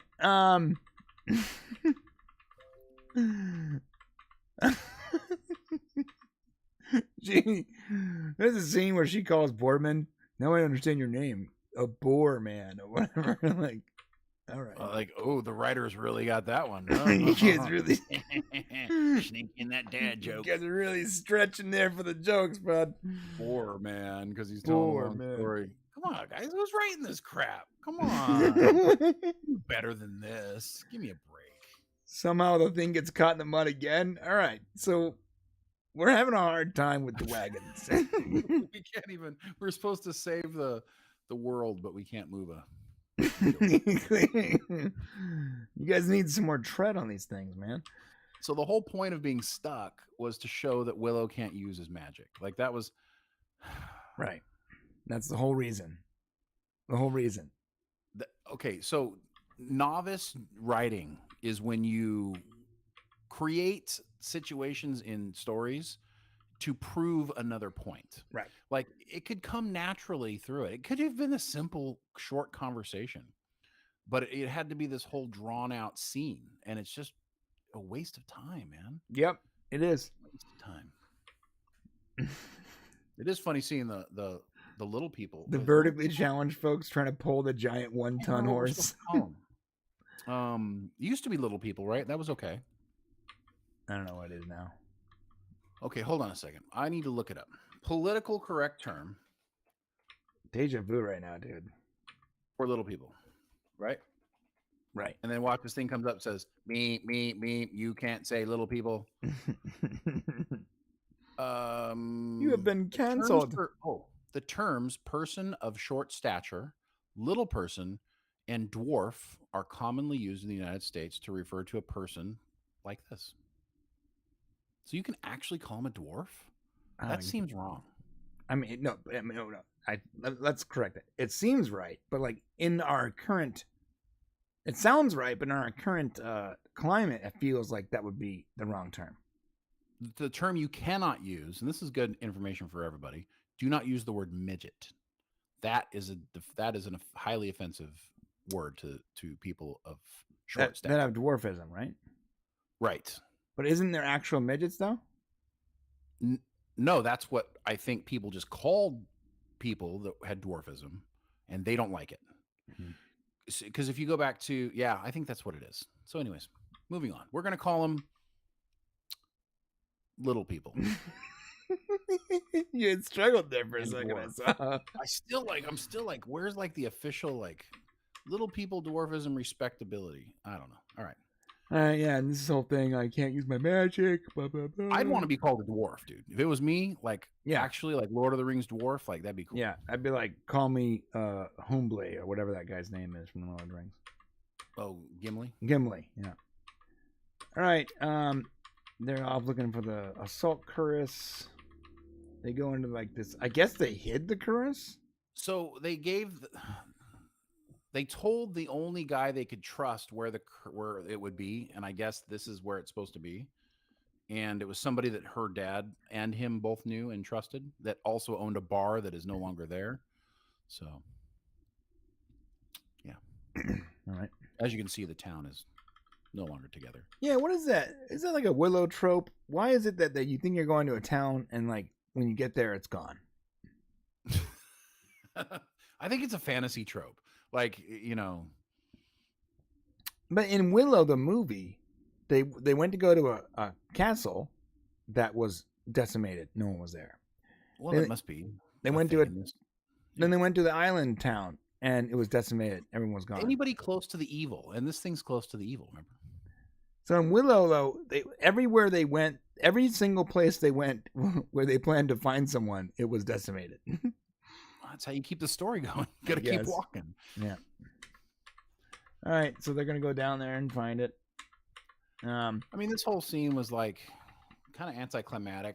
The whole thing about the were-rats. The were-rats. I had a hard time kind of seeing them. They got glowing eyes or something. I mean, did you notice that Borman? But did you see the part that Borman where he like took the infuser or whatever? No, I missed that part.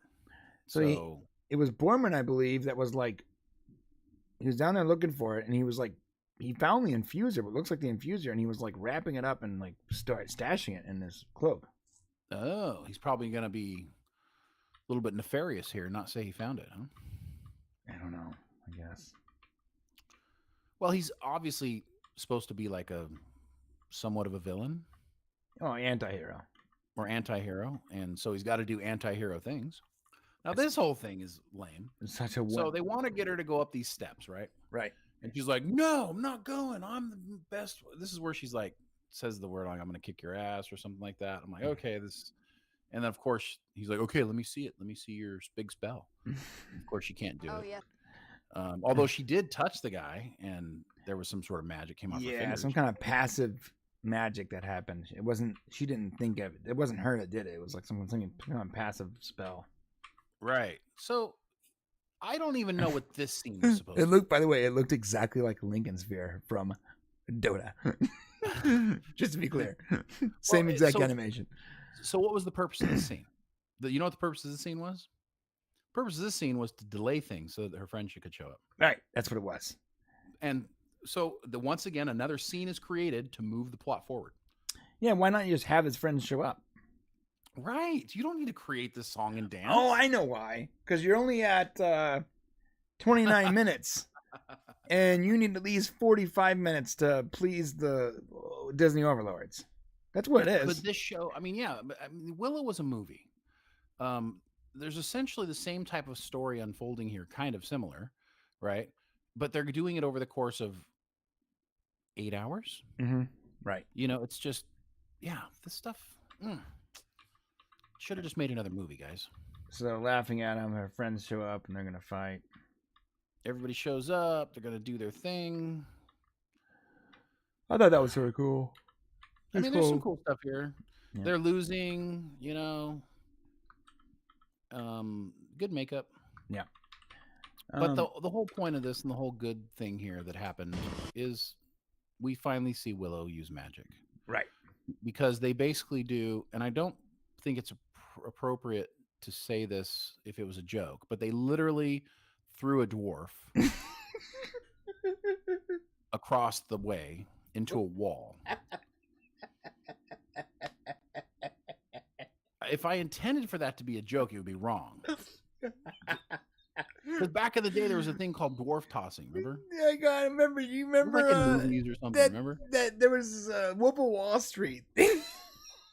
Was it in that? They were tossing the little people, and they're paying them tons of money to like play like darts with little people. So that's the first thing that came to my mind when he got chucked across the courtyard and into a wall. And this is the thing that finally gets Willow to be like, "Oh, now I'm mad. They just jacked up his friend." And now he's going to finally use magic. But there's going to be a consequence. You can feel it coming. But before that happens, back to the pit. Oh, are they still in the pit? They're still in the pit. Look, there's the device. Oh, there's the there's the device. Yep, you're right. imbuer, whatever. Yeah. Yeah, and he finds it, and he like wraps it up and like stashes it in his cloak. And that's when remember he only tells 1/3 of everything the truth. Apparently. That's true. Okay, and there's the were-rat. I mean, okay. 1985 graphics right there. Like, I wasn't terribly impressed with this. no, that's pretty on brand. I mean, it is, but it was like, it's hard to tell. This episode was pretty dark. It was hard to see things clearly. Yeah.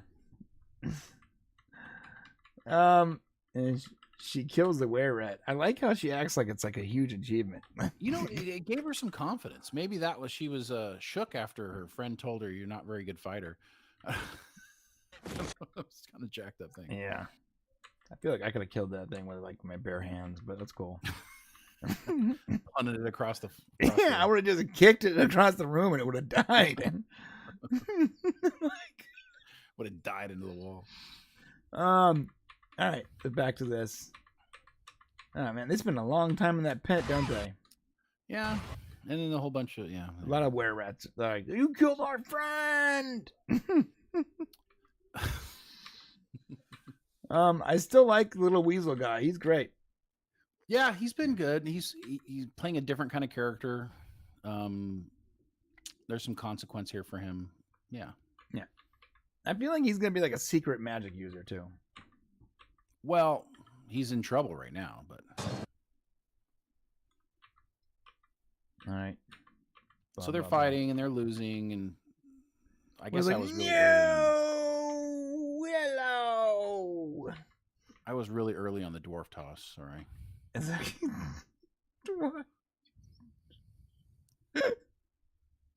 Why would you say it like that? What?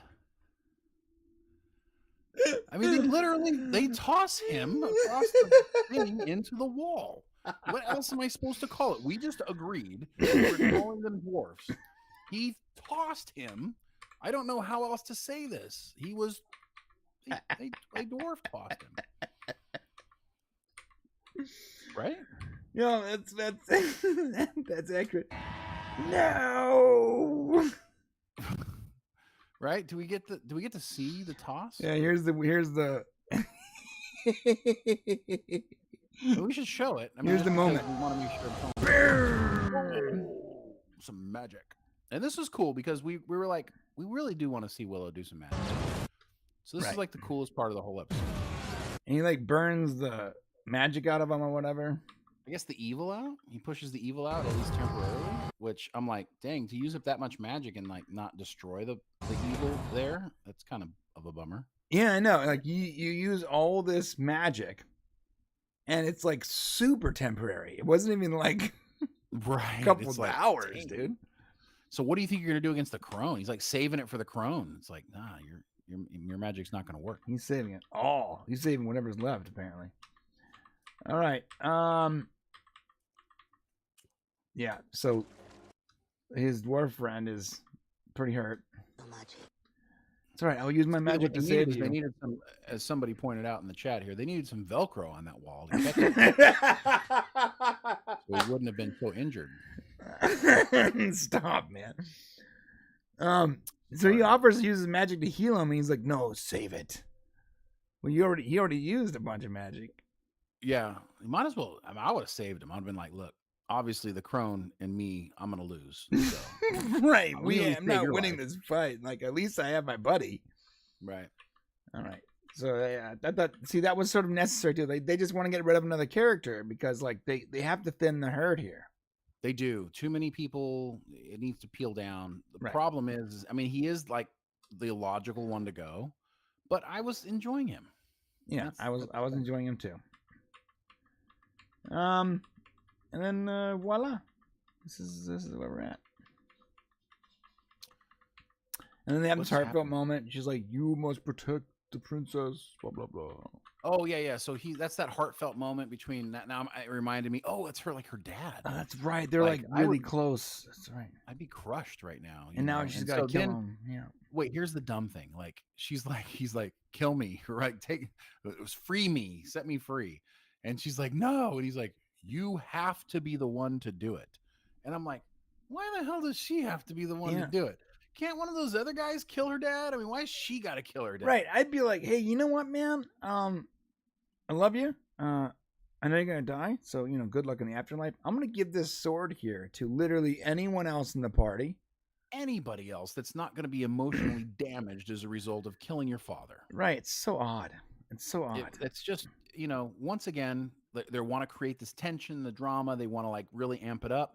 But it's not believable because it's not really what would have accurately happened. Shane, listen. Now, if he had started like attacking her because the evil was coming back and she had to kill him, that would have been cool. Yeah. But the writers didn't get that far. Right. I want to make it real clear. If I'm ever on life support, Shane, and everyone's saying like Shane, you got to pull the plug. I want to make it really clear right now. Okay. Do not pull the plug. I don't care if I'm brain dead or in a coma. If my body is still alive and there's still a 3% chance, at least, of me coming back, let the taxpayers pay for it. That's all I'm saying. Got it. Okay, you got it. I want to be really clear. Willow. As he wanted his daughter, I don't want you to actually kill me. Don't ever do that. I will find Willow and I will force him to use the rest of his magic to heal you. Yeah. listen, dwarf. Heal my brother. Or I will toss you out the window. There's a toss happening here in a second. I mean, come on. They put it in the story. We're only saying we're just commenting on it. Literally, what else is anybody going to think when this guy is launched like 400 feet across? I mean, come on. This is a sad moment. Like, I do like Borman character. What happened to Borman? He was carrying the little guy.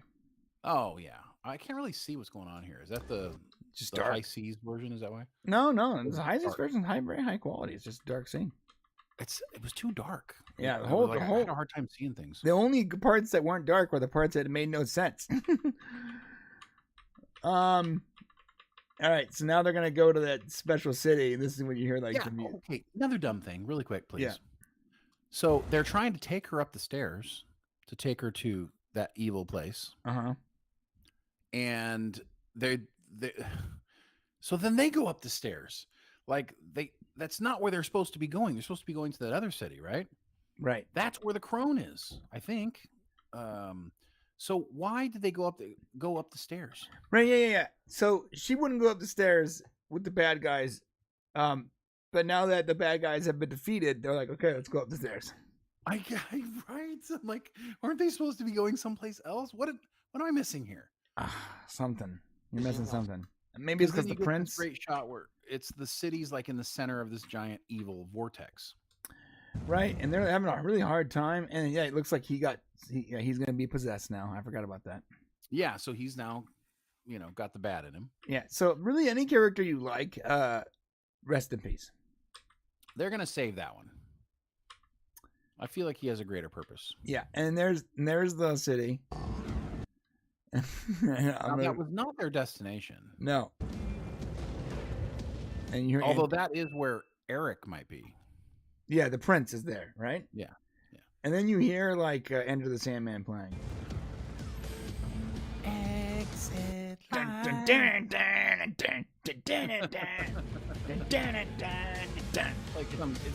not that good. Don't give it that much. It's not that good. You got to do it and then they got the She-Hulk graphics at the end. Obviously, they ripped off She-Hulk to create some art at the end of the show.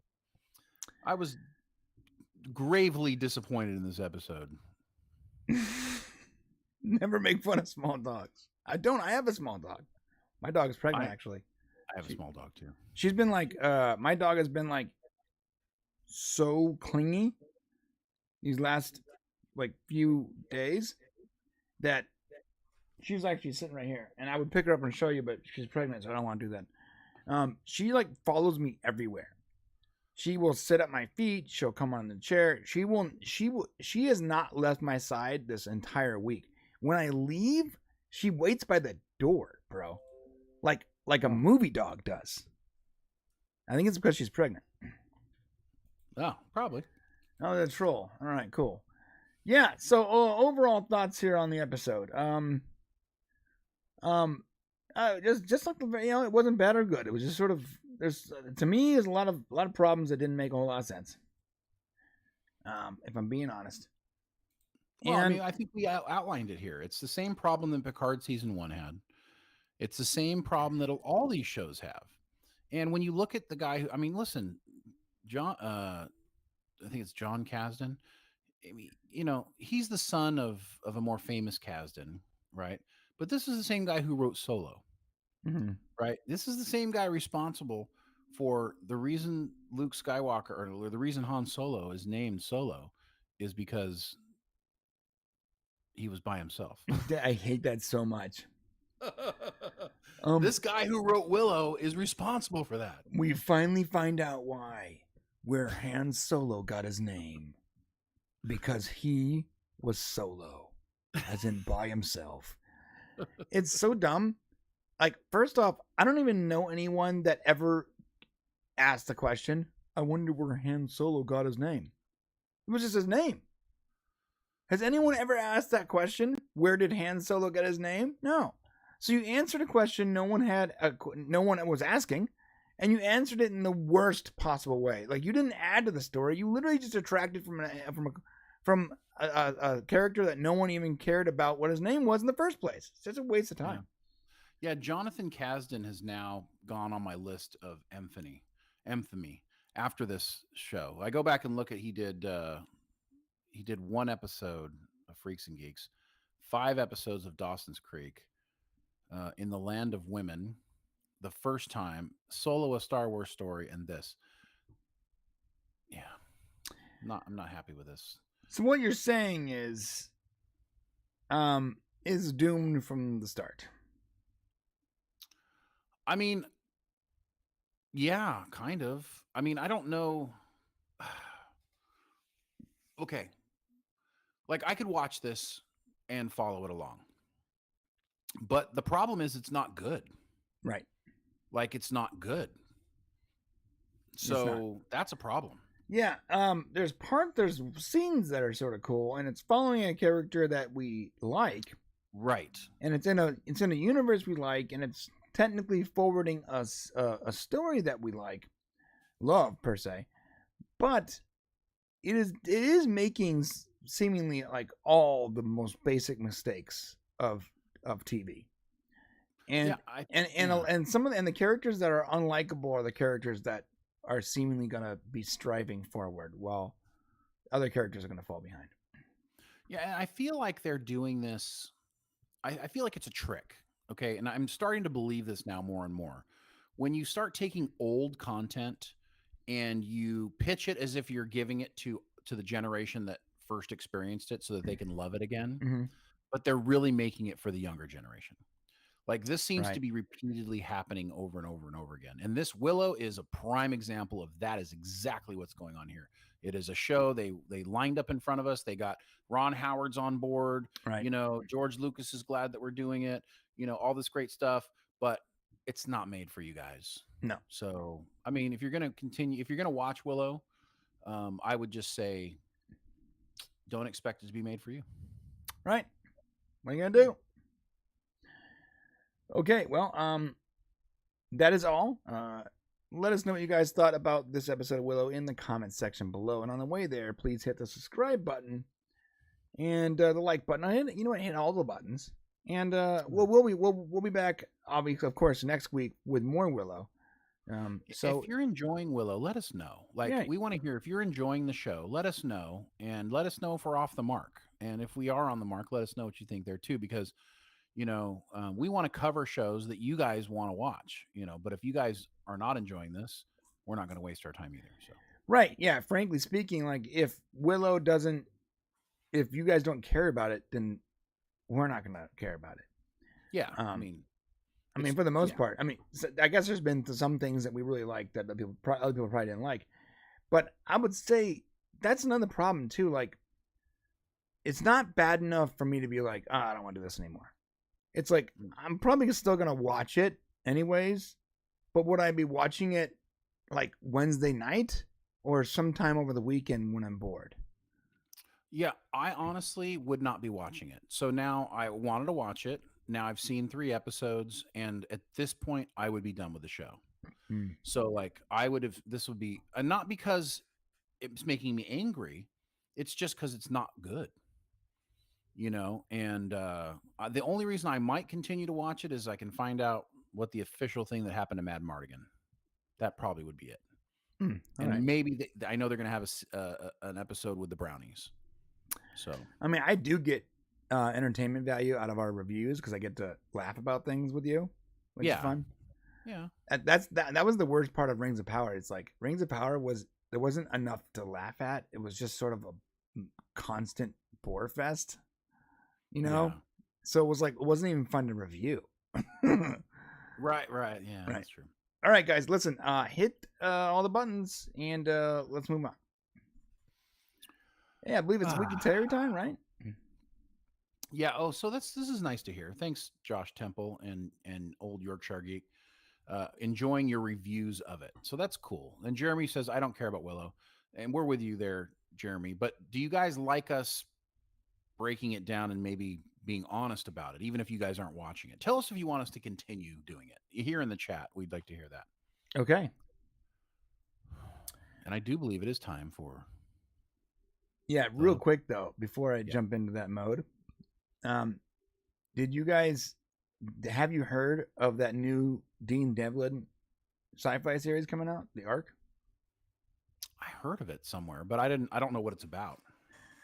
I saw some of we're not going to talk about it today, but we will talk about it if it actually gains steam. But I saw some of the first, like the footage. Yeah. One thing about Dean Devlin is like, he's almost like Zack Snyder, where like he has a style to him. Like he has a style that is it's not as profound, it's not as obvious as Zack Snyder, but it's definitely like a Dean Devlin style, the way he has his camera pans and the colors. And I do like it. That's one of the things that made Stargate so good to me. But it looks so boring. Well, that's the problem with Dean Devlin is like he still has to own Geostorm. Like he's got to, I'm gonna have a hard time trusting anything Dean Devlin does after the last two things he's been involved in, which was I think Armageddon 2, not Armageddon, Independence Day 2. Independence Day 2 and Geostorm, and you're like, I'm terrified of anything Devlin's putting out now. When Independence Day 2, when Independence Day 2 had in the trailer the giant, massive spaceship that was bigger than the planet Earth, right? And it was like hovering over the Earth and like literally scraping its atmosphere. You're like, guys, it's too big. It was weird. It was weird. It was overkill. That would destroy the planet. Just its proximity would just ruin us. I mean, I feel so bad for his partner, Roland Emmerich. Yeah, I feel so bad because I went and saw the Moon movie, where Moonfall. Moonfall, and I liked it. Like, I enjoyed watching it, even though it was ridiculous and the actors were not very good, right? But like the story was good. I like the story. Yeah. And that movie just bombed so hard. It lost so much money. Like, they're never gonna let him do another movie, dude. Dude, there are so many things that made no sense in that movie, though. I mean, but that's fine. It was popcorn fun, dude. Again, if the moon ever gets that close to the Earth, like we're done. It's over. I know, but that's what made it cool. Rest in peace, humanity. Press F in the chat. We aren't coming back from that. That's true. No, you're right. I mean, that was dumb, but it was. I love the Hollow Moon stuff, man. I did too. I like the moon lore. That was cool. Yeah. All right, and I didn't believe for a second, by the way, that the conspiracy theory scientist or whatever was the one that figured it out. I'm sorry. That was a little dumb. I mean, there were, like I said, he was basically like a 4chan user, and like, you know what? He spent too much money on special effects, and he should have put some more into the people he hired to act in the film. Right, and everyone's like, "Oh, Halle Berry's gonna carry it." Well, since when is she gonna carry a movie? She hasn't carried a movie since. Right. Like, I don't. It's not like I don't like her. She's fine. No, I love Halle Berry, but right. She hasn't carried a movie since ever. Yeah, ever. She's a great supporting cast. She's not a carry. That she's a flavor. She's not. I mean, she's right. Yeah, she's a spice. She's paprika. She's smoked paprika. She adds a lot to the movie, but like she does. You don't got to add, but it's not the main. It's not the main flavor. You know. No. Well said. All right, let's do the weekly Terry. Ready? I am so ready. The weekly Terry.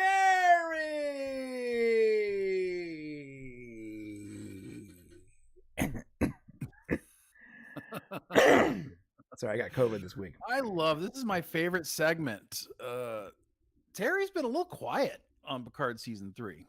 But we did get something interesting that was put out that Den of Geek ended up covering, and it was new images of Picard season 3. Some of the characters and stuff, right? Crusher crushing it.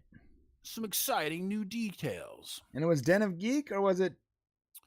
I mean, well, Den of Geek is who initially released it, and then a bunch of other people like. Yeah, I'm gonna go to Den of Geek then. Yeah. But you get some new images, and it's funny because I look at these and I'm like, have I already seen this image, allegedly? You know, like allegedly. Does it feel new to me, or I'm not sure.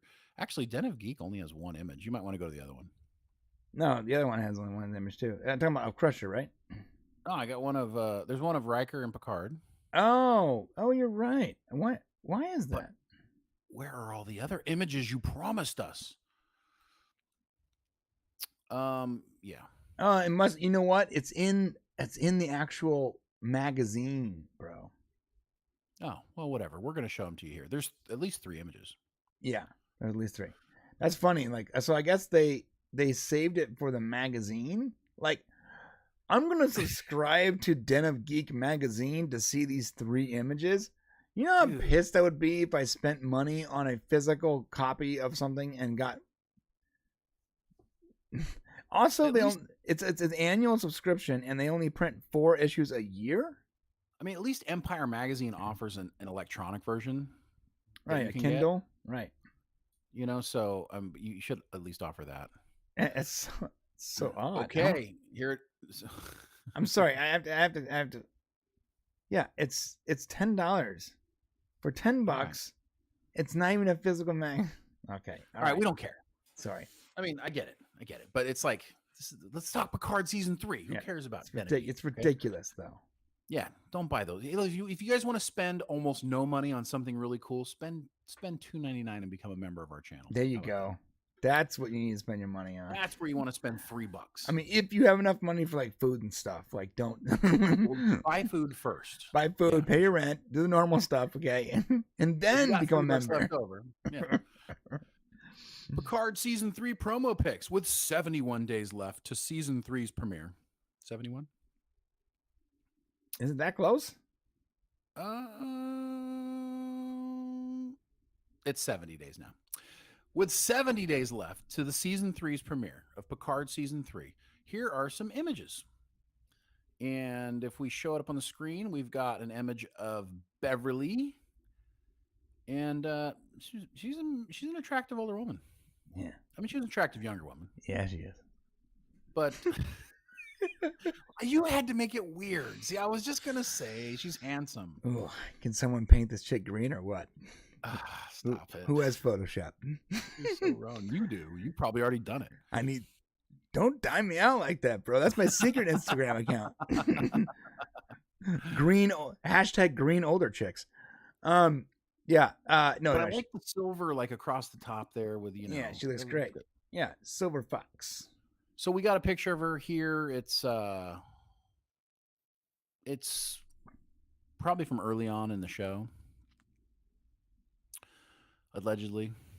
and it's some stuff's going down. What can we say here about it? I mean, it's a good look. We get to see her in kind of this other outfit. Our first time commenting on something that we've allegedly already seen, and it's like so hard navigating that alleged minefield.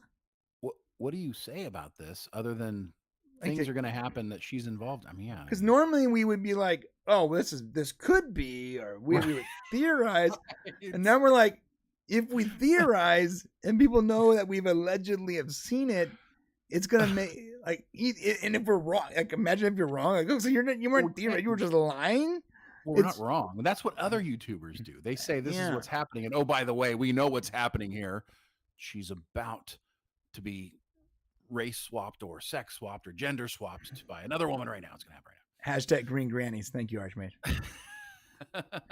But actually, we do know what's kind of happening. Actually, I'm not sure. I know exactly, but I know where they're at. Yeah. And I can't remember if it's been put out yet. No, it hasn't been put out yet, so we can't say anything. But all right. This and listen, Crusher looks great in the series. Like, and great. She crushes it, guys. And she crushes it. That was such a dad thing. That was a dad joke. Terrible dad joke. Wait, let me make it a real joke. Crusher # crushes it in the new series. That is so bad. # green grannies. I mean, you've heard us say it before. I think that she's better in this show than I believe she ever was on TNG. At least in some overall. No, I agree entirely. Anyway, she looks great. Second image is Riker and Picard sitting at what appears to be 10 forward, but I don't believe it is.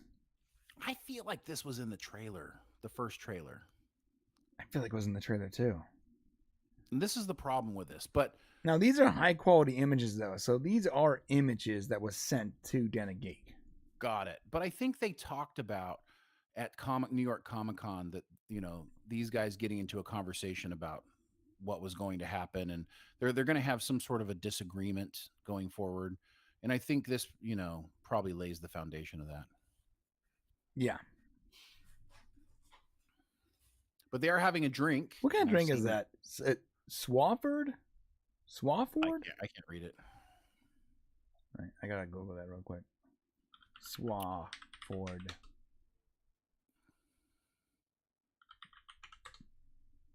but not that it matters really. I mean, it does. It matters to me. I mean, because you're going to buy it. That's what you're going to do. See, this is a personal thing. On the Weekly Terry, Brian's looking at his, if you'll notice, he's got a decanter set behind him, and he's thinking of the next Star Trek liquor Yes. he can Let me buy. show you guys real quick. Let's go to These are my Star Trek alcohols, okay? I got Klingon blood wine right there, okay? Andorian blue. Okay. Special Reserve Starfleet wine, right? Behind it is a Chateau Picard. I can't say that word. Picard wine. Okay. And then behind that, it's already drank. Behind that, the one that's already drank is the same reserve whiskey that the original in the TOS Scotty was drinking. Okay, very cool. So you've got your alcohols all together. It is. And do you have any synthahol? That's what. You know what? I've actually looked for synthahol. Like, obviously these are fake bottles, but I cannot find it. Can't find it. We'll make one. So I'm going to be getting the Swafford, though. That's for sure. All right. Let's look at the third picture. I lost it. There you go. Swafford. Look at the ships behind him. Yeah, so you've got Picard and Riker aboard some sort of vessel, it appears, and you see some sweet looking Constitution class stuff back there. Yeah, that right there. Look at that ship. That looks beautiful. What can we say about that? Can we say anything? I don't know if we can. No, let's not say anything. We can't even conjecture because it's really kind of puts you in a weird situation. Yeah. Can't say what's a spoiler, what's not. Anyways, some great new images. You see what they're, they got their, you see Riker's wearing like a communicator badge. He's got his uniform on, and you've got Picard over here in civvies. It's the new badge. And then he has the Admiral badge. Notice that? I don't remember him having different badges. Did they? I don't know. He has like a Admiral badge, though, like for sure, or some kind of new badge. Huh. So he has a uniform on. Picard doesn't have a uniform. Picard's wearing his regular clothes. And I can't even say what they're there to do. Anyways, but what they're there to do is extraordinarily entertaining and is a romp. It's fun. It's a romp, good time. What's happening in this scene is fun. And it's going to make you laugh for sure. Yeah. I think so. There's some comedic stuff in this show that's going to catch you off guard and make you think, make you say things like, I would have never guessed they'd do this. That was the most awful laugh ever. Don't ever do that again. We got super chat from Hiroshi. Hiroshi says, "Hi guys, you remember my proposal where Captain 7 commands Enterprise F? Her first officer must be Commander Malcolm Ryman's, portrayed by Nathan Fillion, a legendary former Ferris." Yeah, that'd be cool. Imagine if it was, instead of Reynolds, it was Malcolm Raymond's. Yeah, right. Well, this is actually really great super chat here, Hiroshi.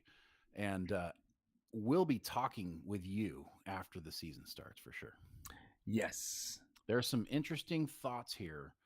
I won't say what part of this is interesting because it could be any of these parts, but allegedly we're going to have some stuff to talk about later on. Yes. Good super chat. Yes. Multiple portions of your super chat. We'll have stuff to talk about there. Yeah. And I love that you just brought in Nathan Fillion. I mean, we just need him in more stuff, right? Yeah. Why not? Yeah. Yeah. Look at, there's Picard and Sarah Michelle Gellar on the right. Sarah Michelle Gellar. Wow, Sarah's looking really bald now. That's funny. It's like when my eyes went right to the right like that. Right. So that's it. Yeah. So all we can say is it looks like, I will say this, it looks like the imagery they've put out is definitely from early in the show. Yeah. We can say that. Yeah. Yes. Yes. Yes. All three images come from early in the show. Yes. Yeah. That is correct. Yeah. Difficult. All right. and we appreciate them putting that out. We eagerly await more Picard information and news. That's what we got from that. We also got an interesting tweet from Terry, not to us, but to somebody else, which I thought was great. And this shows, like, if you guys want to know what the difference is between Picard season 3 and like Picard seasons 1 and 2, somebody comments here that will Picard season 3, kind of like the season 1 finale with the higher synth beings, will we get the same with season 3's finale at Terry Metalis? And like the guy's got like a sweating emoji, and Terry's like, nope. Right. And because that was terrible. Like season 1's ending was terrible, and nothing about this season is going to be terrible. So it was appropriate response by Terry. I like this one too.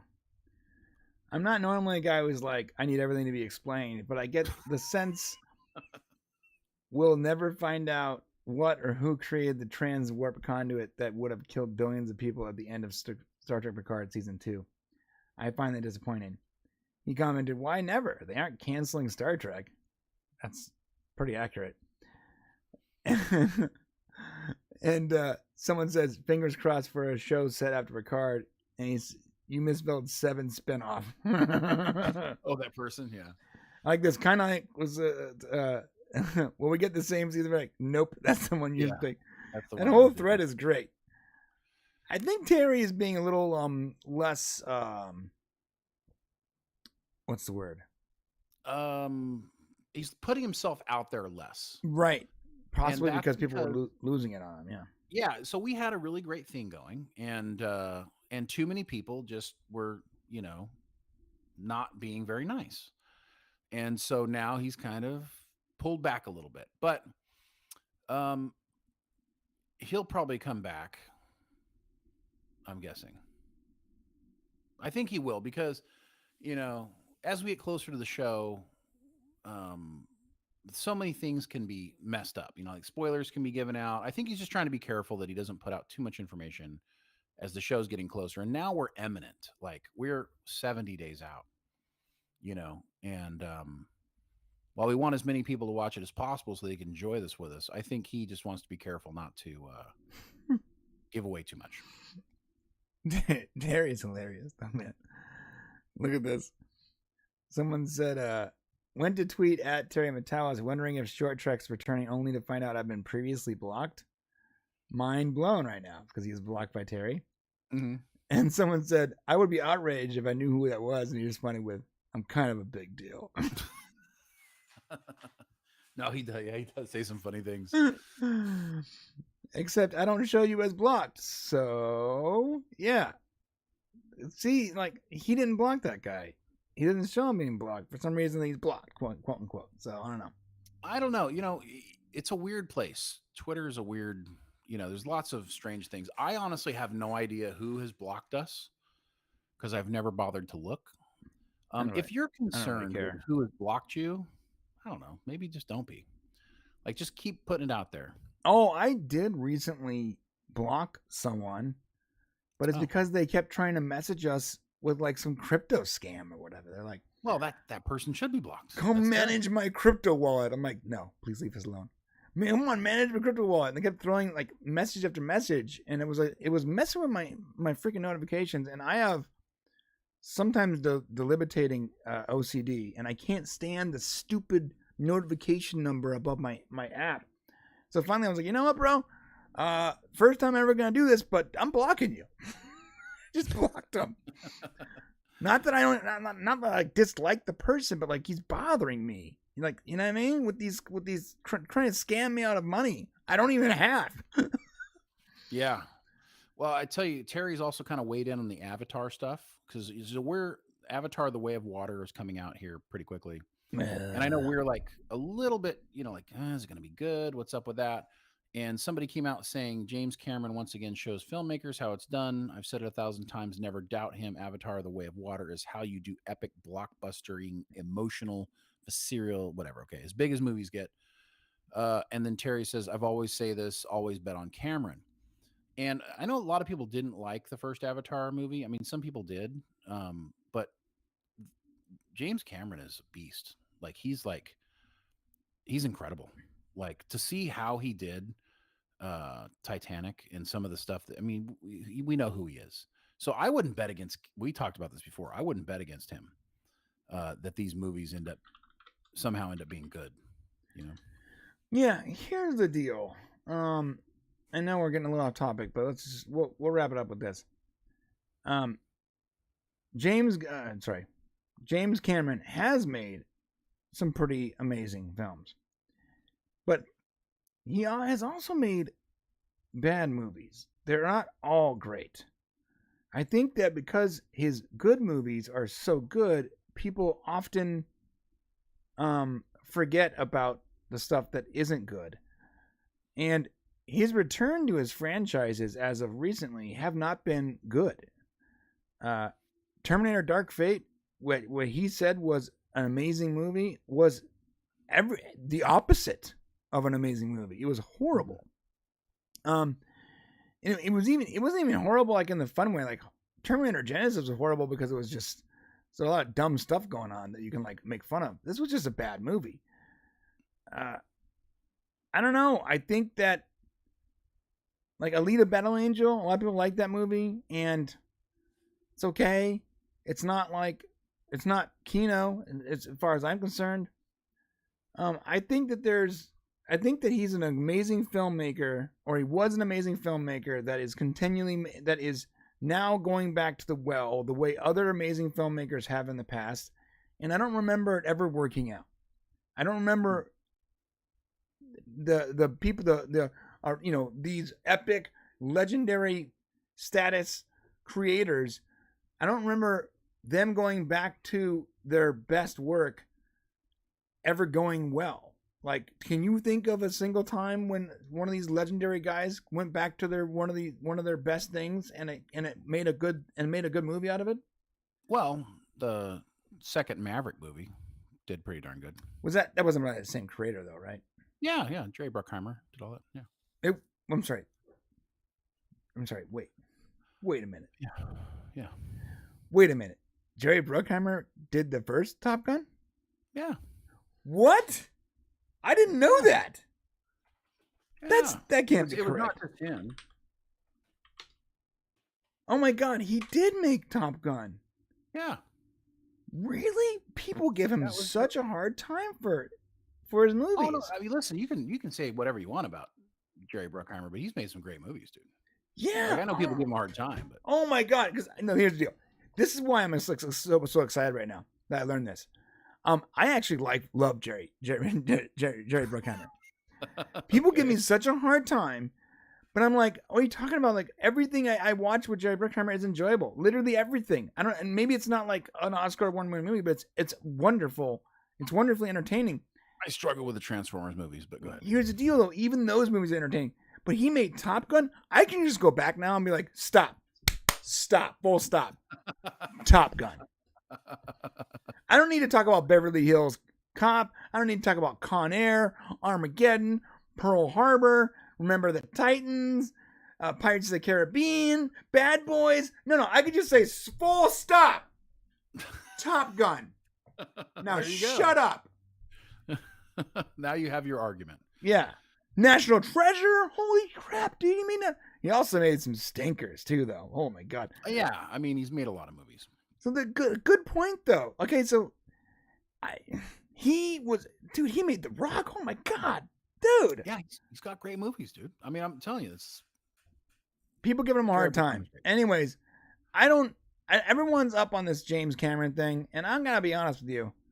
I don't know if it's gonna be good, and I don't think I care. Like, I see the trailer, and I have no interest whatsoever. It's because we didn't really enjoy the first one. Right. Okay, so that obviously we're not going to be excited for the second one. But I just want to clearly say I'm giving it 100% a full chance. Sure. Like, I'm going to watch it, and we'll report on it and say, I'm going to watch the first one, even though I don't really want to get prepared for it, and then let's launch into it. Because the reality is there's like 4 more of these things coming. Like it or not, Cameron has enough clout where he was able to get like 5 Avatar movies made at the same time. Yeah, I feel like that's almost like Willow using all of his magic at once. He's like, you know what? I'm just gonna turn in all this clout, and I need you to give me all the money and contracts I need to make 5 more Avatar movies. And the studio's like, all right, well that's all the clout, bro. Yeah, so if he's done, like if it's not good, like he may never make a movie ever This again. will be his last hurrah. Yeah, no, we're gonna give it a chance. We're gonna give it a shot. Like we're gonna watch it with a critical eye, hoping it's good. We're not one of those people that go in to watch a movie or a TV show ever and be like, we hope this is bad. We hope it fails. We hope we get zero entertainment out of this. I know people do that. I don't understand that. I don't know why they would do that. I mean, I guess if it's I don't know why you would watch it. You would go into watching something and be like, I hope it's horrible. I don't understand that whatsoever. But to be fair, I disliked the first movie. I sort of liked, sort of didn't care very much about it. I thought it was derivative. I thought the graphics were good, and that's what sold everything. Yeah. And what bothered me the most about that movie is the fan hoopla after the fact of acting like it's some kind of brilliant masterpiece. That's why we hate it. Honest. That's why we hate it. We hate it because it's the #1 grossing film, and it shouldn't be. We hate it because people lauded it as a great movie, and it just got more credit than it really deserved. Right, it's not bad. It doesn't deserve to be up there with, Avengers Endgame. Yeah, it doesn't get to be up there with Star Wars, or even Titanic. Frankly speaking, or even and so on that same note, I first off, I hate movies where I already know the ending. I hate prequels. I hate period pieces. Right? You don't like history anyway. I pretty much hate history movies. Hate them. I love them. So yeah. Right. But on that note, ready? Love the Titanic. Love what? Love the movie the Titanic. Oh, Titanic's an awesome movie. Yeah. Love that movie. And I knew the end. I walked into that movie knowing the ending, knowing exactly what was going to happen and how and everything. And I still loved it. And there was no phasers. There was no spaceships. There was no explosions. There was none of the stuff that I normally like, being a 40-year-old man with OCD and a Peter Pan complex. And I still enjoyed the crap out of that movie. And I watched it probably 3 or 4 times in my life. Well, and I'll still say that Rose should have moved her big fat butt over so Jack could get up on. Yeah, come on, Rose. There's enough space on the wood, Rose. When that movie came out, I was stationed in Italy, and I actually lived above a movie theater. Right. So for like 9 months, I listened to the Titanic sink 3 times a day. It was so loud, like right below me, like so. But I still absolutely love the movie. But this is the weekly, Terry, and so let's to pull it back really quick and get back to. And we mentioned that because, of course, he's a fan of James Cameron. But let's just reiterate again: Picard season 3 coming up in 70 days. We got some new set pictures.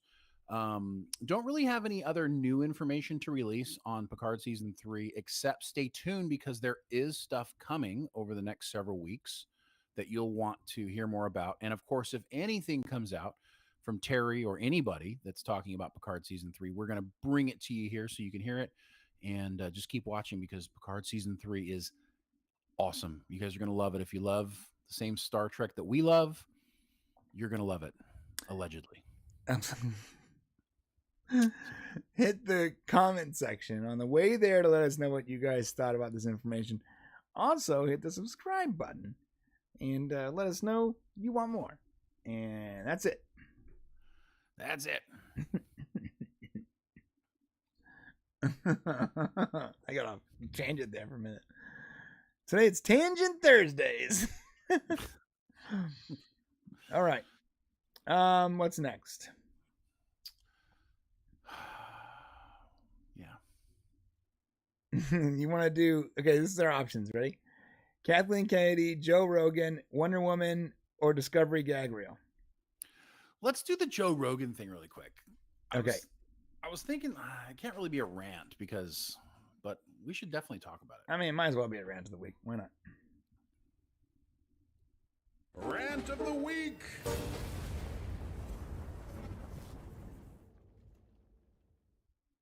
Talking about Joe Rogan accusing Dwayne "The Rock" Johnson of steroid use. And let me tell you something. Obviously. Like this is a really stupid thing to argue about. Obviously, Dwayne The Rock Johnson has used steroids. Well, okay. How can anyone be that big without steroid use?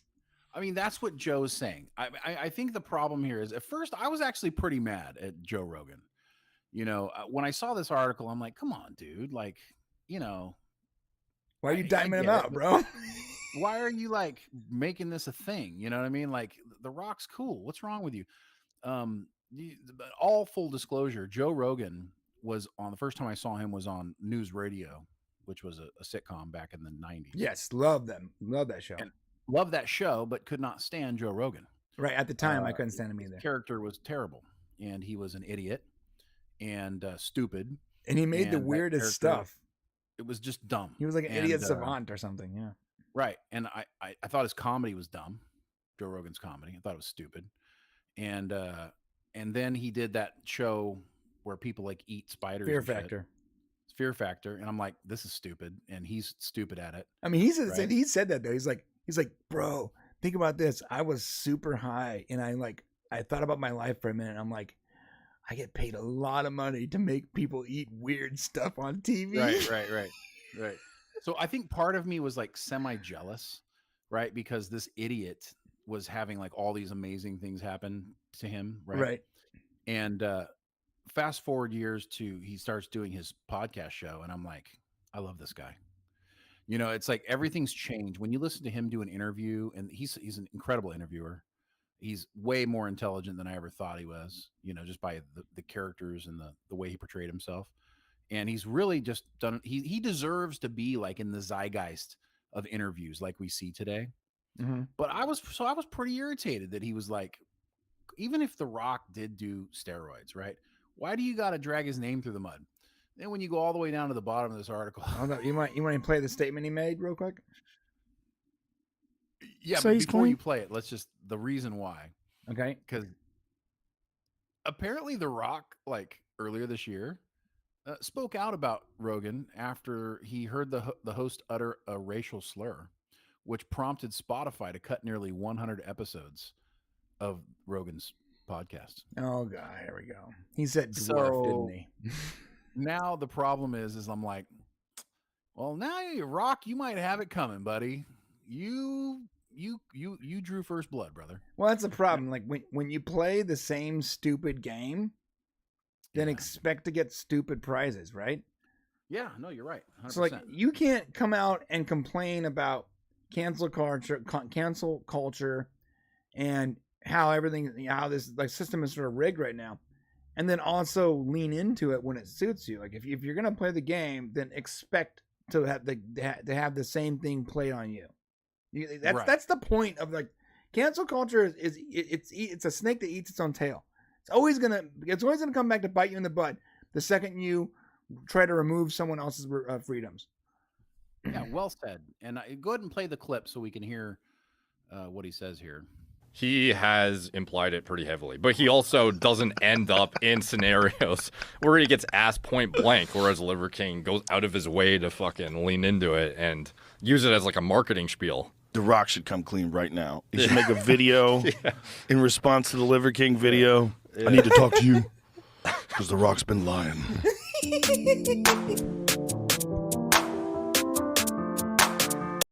So, and that was loud, bro. Jeez. So I was gonna say like, dude, swim in your own pond. Like you have to take some like responsibility for the fact that you are this like the biggest podcaster on the planet. Mm-hmm. And everything you say, I mean, everything he says gets in the news. Like people are literally reporting what Joe Rogan thinks about stuff, right? And so when you accuse somebody of something, I mean, you got to kind of own that. And now he's saying like you need to come clean about your steroid use. So at first I was kind of like, why are you telling him you got to come clean about it? He was making it was clearly a joke though. Well, but once you put it out there, you know what I mean? Even joking, you got to have responsibility for your words. But when you learn that like Dwayne hit him first, you're like, oh dang, you got to kind of go. Well, you got it coming now. I love this when he was like, "There's no way you can look like that in your 40s." Tried it, Rogan. I'm like, yeah, I agree. This is why I don't look that way because I don't take steroids. Yeah, and as well as who can be as big as The Rock at 50 years old, right? And here's the deal: at no point have I ever looked at The Rock and been like, "He's only that big because steroids." No, I mean, no, yeah, maybe he takes steroids. I also never cared. Like, have you ever cared once in your life if someone did steroids? I mean, only when you're kind of jealous. So Joe Rogan's like a big lifter, like he lifts weights, and he probably is like, that guy got there unfairly. That's probably the way he thinks about it.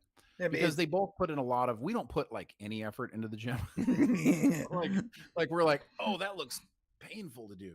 And so they obviously have to sacrifice a lot with their diets, and they have to work out really hard. I mean, listen, to be in shape like that, you gotta dedicate it. So there's a lot that goes into it. So I guess if you're doing roids, then you get a little bit of unfair advantage. But I follow The Rock on Instagram, and this guy works out literally every single morning. Yeah, no, it's no doubt. I mean, Joe's probably right in the sense of, steroid use. Arnold Schwarzenegger, the reason why he's so big is because of steroids. Right. But he, admitted it. He actually had doctors giving him steroids way back in the day. Right. And it was before there was like a big problem with it, I guess, at the time. So he got his mass. Arnold got his mass initially because of steroid use. And he won all kinds of stuff. And look at The Rock. I mean, Rock admitted to doing steroids when he was 17 and 18. If it's a competition, I think it's wrong. I think if you are actually competing in a sport or in a weightlifting thing or in Mr. Universe, whatever, or life, yeah. What do you mean? These guys are competing in life in a way. Well, no, I don't. How is The Rock competing with Joe Rogan though? You think Joe Rogan's going to get the Black Adam job? Zeitgeist, maybe, maybe there could be a bit of jealousy here. I mean, if Joe Rogan wanted to be that big, then I'm sure he can safely and medically do steroids too. By the way, there are steroids that aren't illegal. Well, I don't know anything about it anymore. So you can't use steroids in sports. But right. you can legally use steroids. A doctor can prescribe steroids. Right. But there's a difference between just like taking steroids and then making like steroids that make muscle. It has to be injected. There's a certain way it has to be done. That's true. In order to be able to get. But they're not illegal. Muscles. I guess they're not illegal. They're not illegal.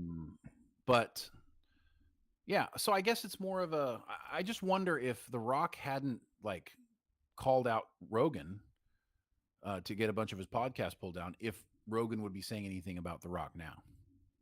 That's what I wonder. Right. You know what I mean? Because it's a big deal. Like when Mark McGwire, like when Jose Canseco, if you guys know anything about baseball, Jose Canseco and Mark McGwire were the Bash brothers. And they both got really big all of a sudden. And then Mark McGwire went on to break the home run record. And it came out where basically Jose Canseco did a book and called out all these players for doing steroids. And now Mark McGwire got called to Congress and it all came out. And now he's basically blacklisted, from baseball. And a lot of other players are kind of not looked at the same way because of steroid use. Right. And I understand that, though. Like Atheist says here, steroids only matter in sports when you can hurt other players, right? Like, or when you break records. Or when you break records. Yeah. When you break records or you can hurt other players. Like, yeah, like you're hurting the legacy of other players. Like these guys going for Babe Ruth's record. Like this guy was like a smoke. He was literally on the mound smoking a cigarette while batting. He was like bigger than I am. This big, hefty dude going out there smoking cigarettes, drinking brandy. Right? He was not the pinnacle of health. So you have these other guys who are like in a lab being turned into the most, you're a batter. We're gonna make you the best possible batter your body can handle with drugs and science. Yeah. It's about cheating. It's almost not fair that they're gonna break. It's about cheating. This whole steroid use is about cheating. It's not really about I mean, and of course, you know, what they say about it, you know, making you less, you taking away your testosterone, whatever they're doing, replacing your hormones and making your balls small, whatever it is, they say it does to you. What we do know is The Rock's did say that when he was 17, 18, he took steroids, but he's never denied it or said he did since. But I got to tell you something, that question is going to start popping up now that Joe Rogan's done this. At some point, The Rock's going to have to address this, because I feel like anyone with a brain looks at this guy, looks at this guy right here. Yeah, he's taking steroids. I mean, that's what anybody who's not, you know, who's not a bodybuilder or not, you know, in the gym, that's probably what, well, even what they probably think. I mean, of course, you're going to see this ginormous man and you're like, oh, he must have got there by doing steroids. But there is a negative, there's a negative aura with doing steroids in our culture. Yeah. Right. Right. So he doesn't, and who's Dwayne The Rock Johnson? He's like one of the top people in our culture. He does not want a negative thing bringing him down. So there's more information on this to come. So, yeah. You know, what's funny is that the first comment on this article says, a friend of mine says there's no way The Rock is on PEDs, right? And my friend should know he is a natural bodybuilder. He calls himself the Liver King. What? The Liver King just got outed as a hardcore PED user. Oh, that's right. And yeah, he was touting like, now it's one thing if you represent yourself as being one thing and then you are something else. Like, that's not cool. Yeah, the problem I had with the Liver King was not that he was taking steroids, because like Diana Chavez says, I don't care. I never have.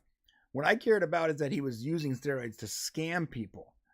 So right. He goes, hey, if you can look like me, if you do my natural supplement thing, in the meantime you're injecting yourself, like that's a scam. You're a scam artist then. You're not. Yeah, that's different. And I don't think The Rock isn't telling anybody you can be like me. In fact, he's probably saying, yeah, you're never going to be like me. yeah. And we all know we're never going to be like The Rock. Yeah. So, okay. Yeah. If I could stop everything I'm doing right now and only work out for the next 10 years, and I will not look like him when I'm 50 years old. Never. You know what's funny? This article ends with, Rogan is also accused of spreading misinformation regarding the COVID-19 pandemic. That was a low blow, dude. That is so weird that an unnecessary thing to put in here. It's the very last sentence in the article. Unnecessary. I don't understand that. Like, it's newsworthy, and this is something I hate that journalists do. They just chuck it in there, and it's not accused of spreading misinformation. I mean, look, the guy talked about ivermectin. Obviously, he got through his illness fast. Everybody else shut the hell up. You know what I mean? Like, yeah, I'm not spreading misinformation, but I'm pretty sure that the misinformation that he was spreading is now actually just called information. Right? At the time, it was misinformation, and now it's information. A lot of things regarding COVID at one point was in misinformation is now is just information. So it's almost like the New York Post stabbed back at Rogan because he was accusing The Rock of. Right. It's such adult pettiness. It's so weird. It's so weird. Yeah.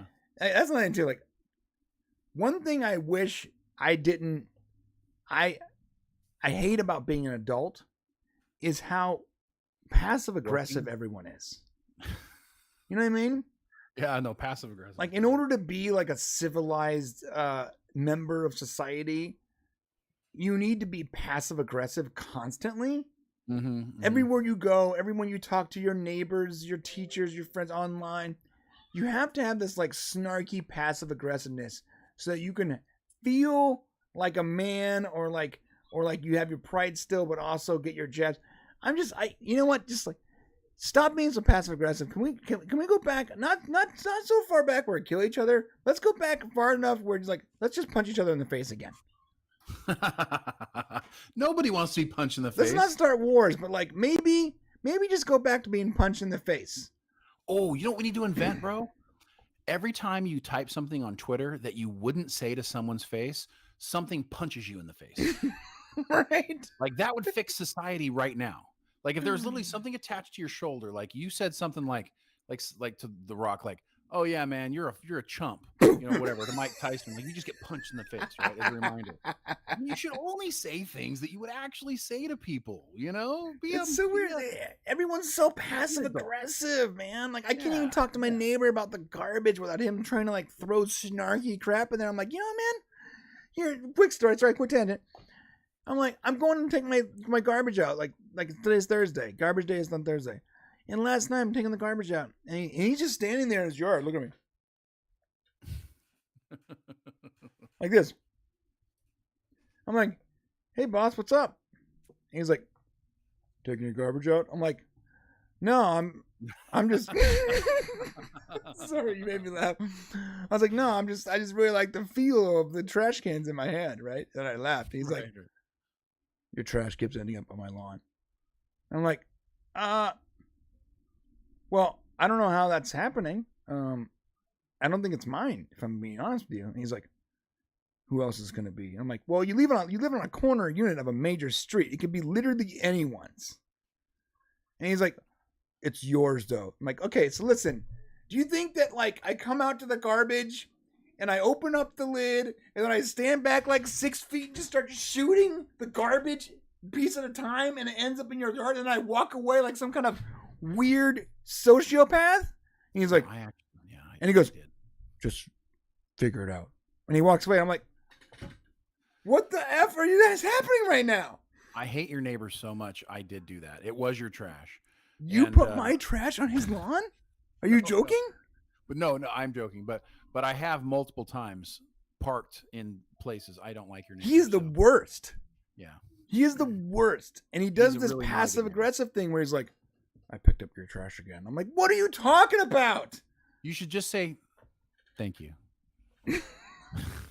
I mean, what else can you do? Be like, hey, thanks. And then just go back to your, I moved your garbage out of the way. And I'm like, what? He's just so weird. And like, he's just like this passive aggressive dude that just can't have a normal conversation. Because like the way I would have dealt with it, I'd be like, hey man, I don't know what's going on, but like, I think your trash is like that when they're taking the trash, maybe it's falling on my lawn. Can you do me a favor and move the trash cans like 4 feet more that way? If he did it that way, you know what I would have done? I would have done exactly what he asked me to do. I would have moved the trash cans 4 feet the other way. Yeah. But like, no. He's got to do this passive aggressive thing where he's trying to get me like admit to like at fault. Like, are we in a court of law? What is happening right now? Just talk like a normal person. No, a lot of people are that way. He's used to typing this stuff out. He just doesn't know how to say it. He's used to talking to tell us on Twitter. He's just used to, typing it out. Now he's got to like, that's the problem with a lot of people. Are like, they don't know how to confront people anymore. They're like, I'm not sure what to say here. Like, I want to be aggressive, but I can't because I might get my ass whooped. So that's what that is. All right, let's move on to the next story. Hit that subscribe button in the comment section and let us know what you guys think about The Rock and Mr. Joe Rogan. And lastly, there's a comment here that is actually 100% on point.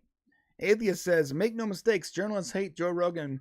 They hate him because he's bigger than them. And that is true. Good point. Yeah, that's true. Yeah, he gets more listens than in one day than they get in a month. Right, because when you tell the truth, people want to be here. So yeah, I wish we can get more people to watch us because we tell the truth too. We're going to tell the truth, and hopefully you guys agree with that truth. Yeah. If you tell the truth, they will come. All right. Although, I went through Joe Rogan's I want to listen to more of his stuff, but he has too many damn comedians and fighters on his show. He does. Like, dude, there's a whole world of people out here that are interesting. Please bring them on your show. Yeah, that's my problem with Joe Rogan is that, like, I have no interest in boxing or MMA or whatever. And, like, most of his guests, I feel like they're just boxers or like, fighting people.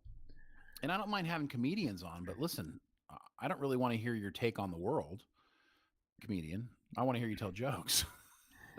That's only until you have a comedian on and he's sitting there smoking weed. So when it comes to geopolitics, like, are you joking right now? Like, yeah, I have no interest in that whatsoever. All right. We're going to talk about the Star Trek Discovery next. Speaking of being brutally honest, you ready for this? You know, I don't have a list of like when the member section is supposed to come, so just heads up. Oh, okay. Let me check. For the first time, I have no idea how many we got left. So. Oh, member section is here. My bad. Let's do one more thing because we don't catch people off guard like that. Right. Okay. All right. I guess. All right. Then. Yeah, you're right. Okay. So we're gonna talk about. This is what we're gonna talk about. We're gonna talk about Kathleen Kennedy. Oh, that's a good one. Yeah. And then we're gonna talk about Star Trek Discovery's gag reel coming up because it's a hoot. Wait. What do we? Wait. What is the last story we're doing? Are we doing Kathleen Kennedy here or on the other side of the wall? All right. Yeah. Let me finish what I'm doing here. Okay. We're gonna talk about Kathleen Kennedy first, and then after that, we're going into the members section where we're gonna be showing you guys the Discovery season 4 gag reel that is hilarious, and Wonder Woman 3 not happening, and some tweets from James Gunn referring to the Variety article that ruined a lot of things. And if we have time, we'll talk about Chakotay. We'll talk about Chakotay and The Witcher, right? If we have time. You put all these stories up here. No, yeah, we're not talking about. We're not talking about The Witcher. Talk about the all-female astronaut thing. Oh, you're right. Okay, we'll talk about. Let's swap out Chakotay for all-female astronauts. But we got to talk about that before we go over. Oh, so which one do you want to talk about first? I don't know. I want to talk about all of them. Okay, but we did tease the all-female astronauts, and I feel bad not talking about that. Well, we gotta save. Okay, so I'm killing Chakotay, not literally, figuratively, and we are going to be doing female astronauts. And I'll tell you this: let's do female astronauts first, and then all the other things I mentioned in the member section. Okay, so the female astronauts isn't really a good clippable thing. So let's do it here in the live show. That's what I said. I said let's talk about the female astronauts, and then we'll talk about Discovery, Kathleen Kennedy, Wonder Woman 3, and James Gunn. Oh, in the member section. Right. Yes, that's a great idea. I have COVID, so if you're messing me right now, I'm not messing with you. I just didn't understand what you're saying. Well, I want to talk about all female astronauts and sex during the 1.5-year journey to Mars. Okay, let's do that. All right.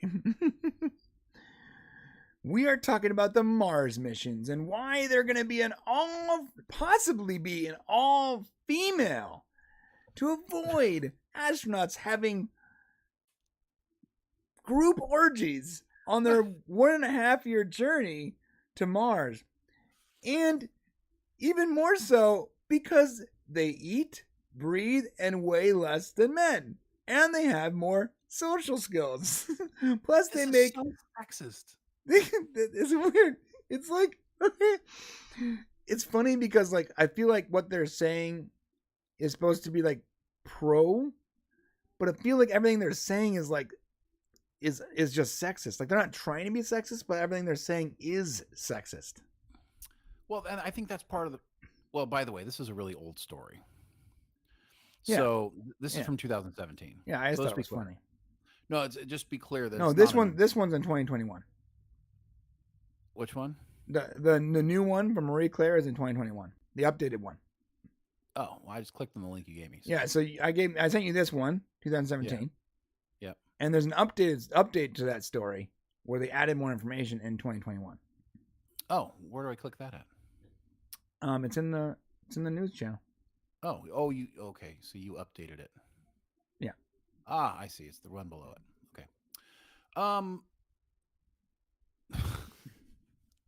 I just find it very odd that they think that they're worried about astronauts having sex. So the solution is not to send any men. Like, guys, okay. By the way, girls can have sex with each other. Okay? Right. There's a whole category of person. Yeah, as just as much as guys could have sex with each other. So you could send all guys, or you could send all girls. I mean, sex can happen regardless. I feel like it might be easier for women to have sex with each other than men, because like you don't. I know, no, that's wrong. And I gotta stop talking right now. Go ahead, keep continuing. Like, what are you talking I about? gotta stop talking. What does that mean? I was about to go on a tangent that is really wildly inappropriate. No, but for real, like, I just think it's weird that they say, well, the answer is to send all women because they won't have sex. Right. Like, I don't listen. I mean, and what's the big Because deal? If because they they're that's basically because they're not knuckle dragging perverts. That's really what it feels like. Like, you know, I mean, the other arguments actually make sense. Like, they weigh less, right? Girls weigh less. Right. They breathe, I guess, less. They That didn't breathe make any less? sense to me. I mean, weight is the issue. Like, really, weight is everything going to space. So, like, Right. that kind of made sense to me. But this is so dumb. Why would you send all women? It sounds like they just wanted to put that story out. Right. What it says is since women generally eat and drink less than men, and often weigh less and therefore consume less oxygen, it's a possibility that the first crew to set foot on in red dust would be all female. On average, women have lower mass and take less volume than males, and use proportionately less consumables. I mean, that's true. Well, they use less consumables because they're smaller. Right. Now, So you just send smaller men. I guess. They also say Landis, and this is where I wildly disagree. Okay. In addition, Landis writes, sociological research indicates that a female crew may have a preferable interpersonal dynamic and be likely to choose non-confrontational approaches to solve interpersonal problems. Are you smoking crack? I'm sorry. That's insane. Are you saying basically they're saying like men are just gonna fight each other every time they have an argument? Like, yeah, I'm sorry. Oh, you didn't like the fact that I left the space spoon in the sink? Oh no? All right, I'm gonna kill you, mother. No. I mean, what century do we live in here? I know. It's like these astronauts can't be professional with each other. Like, they can't go up there and be considerate to each other, that you need to send all women because they're worried that we're going to have a Lord of the Flies situation on the way to Mars. Is that what's happening? That's so silly though. Let me tell you something about women altogether. Okay. This is a generalization and I apologize for it, but it's one that a lot of people understand. And I've found it to be absolutely true in every facet of my life. When you put multiple women together, they immediately begin to compete with each other. Right, immediately. Yeah, and you want to know my sources? And it has nothing to do with men. I live in a household with only females. It's me, Right. my daughters, my wife, my roommate, all women, and constantly my wife's sister and her kids, all women. It's me and nothing but women. There are 16, 18, and 20-year-old women, 30-year-old women, 27, 40-year-old woman, and a bunch of preteens. All women. And what Shane just said right now is 100% true. And I'm, as the observer, I'm just sitting like this.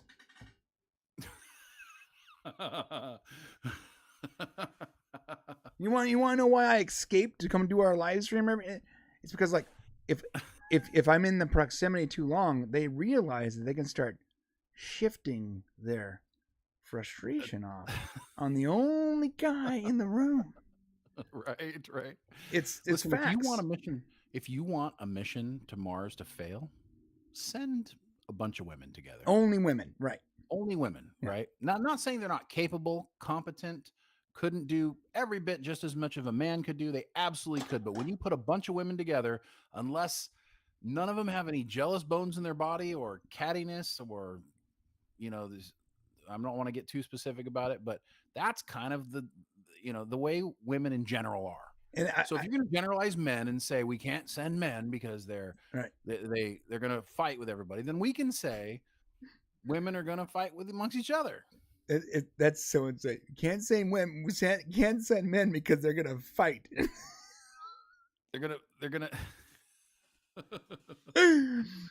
I mean, Here. come on. Who's this guy, Jeffrey Landis? This is a perfect example, by the way, of what Shane was talking about, guys. Look at this. Wow, you are definitely not afraid of dessert. You know, I wish I were secure enough to throw on any old thing and call it an outfit. Come on, you have so much body confidence. I mean, who wouldn't with those strong legs? So muscular. I'm jealous of how thick with strength they are. Hey, I like your tie. Thanks.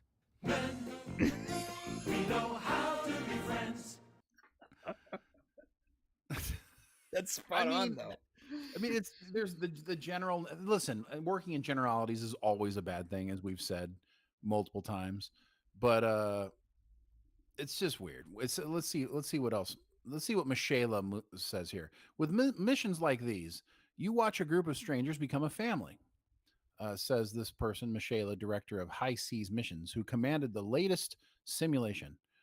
Let's see. I found the women bonded more closely. These women came together and shared more quickly than co-ed crews I commanded. All male crews, she said, generally focused on direct problem solving and are more hands-on.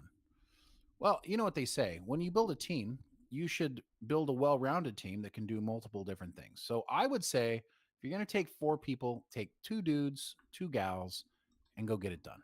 Right. And you're probably going to get the best team that way. Yeah, it shouldn't. Yeah, it should be based on the best possible composition for the team. Skill set, you know. Right. And by the way, those tests that astronauts go through that we've watched on movies where they like try to break them, basically, that's to test their temperament and their mentality and how they deal under pressure and stress. Right, You know, to make sure they're not going to Yeah. try to fight their crewmate for leaving a spoon in the sink, right? Right. Instead of like, you know, reduce them to the basis of their male form. Right. Right. So for being a scientist, he sure sounds pretty dumb. That's all I'm going to say. That's really stupid. There's so many to not have sex. Give me a break. Come on. All right, let us Who know what you cares if they guys. have sex? Honestly, wait, hold on a sec here. Go ahead. If somebody has sex on the way to Mars, what's the big deal? I mean, I guess they're worried about getting pregnant, or just the idea of having. Are we still at the point in our civilization where we need to tell people whether or not they should have sex or not? I think that we need to have an experiment where a couple goes into high orbit, at the very least, has sex and procreates in zero gravity to see what happens. Oh, interesting. Yeah. Okay. Right? I mean, it would be. You better hope that baby comes out okay, or else there could be some consequences. Right. You saw The Expanse, okay? You know what happens to those darn belters, all right? The baby comes out, its arms are low. Hanging from the thing and can't get up. Earth's gravity is too hard. This would be the response, right? Okay. Looks like it didn't take. They weren't able to get pregnant. The baby's like, what? Wait, are you telling me that one of NASA's missions, one of their scientific experiments, hasn't been to test how sperm reacts in space yet? It had to. And it must have been so horrific that they just booted out the airlock and act like it didn't happen. And that's how we got the movie Alien. All right. They're just All right, humans. now we know. All right, let us know what you guys think in the comment section below. And hit the subscribe button on the way down there. Oh, that was a fun one to end the live show on. Yeah, okay. And that said, my friends, we are going to end the live stream. We are going to the members section. Now, it's real simple. You can either hit the link that is in the comment section. In the description below. You can also hit the link that's in the chat right now, or you can do nothing and sit there and wait. And as we end the stream, should drive you over there. And if you're a member, you'll be there with us. And that said, if you're not coming, that's cool too. We'll be back next Thursday, but it'd be great if you could support us. So if you want to see the rest of the show, come on over there, buy us a cup of coffee, and let's hang out. Yeah, honestly, guys, it's fun over there. We do a lot of fun stuff. And we're going to talk about we're going to talk about Kathleen Kennedy and her chances of being fired. Kathleen Kennedy. We're going to be talking about Star Trek Discovery's gag reel, which we also like to call seasons 1 through 4. Season 1 through 4.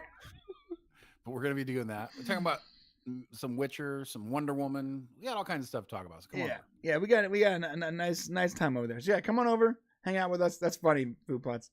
Mission fornicate. All right, come on over to the member section. We love you, and that's about it. All right. Appreciate you guys. Appreciate you guys. If you're not going to be over there, that's cool. We'll see you next week. If not, Merry Christmas, and we'll see you soon. Before Christmas. Yeah, before Christmas. Right. Merry Christmas. You're like, and Merry Christmas. I never know how to end these things. Like, are you coming to member section? I guess you can come over here. You know?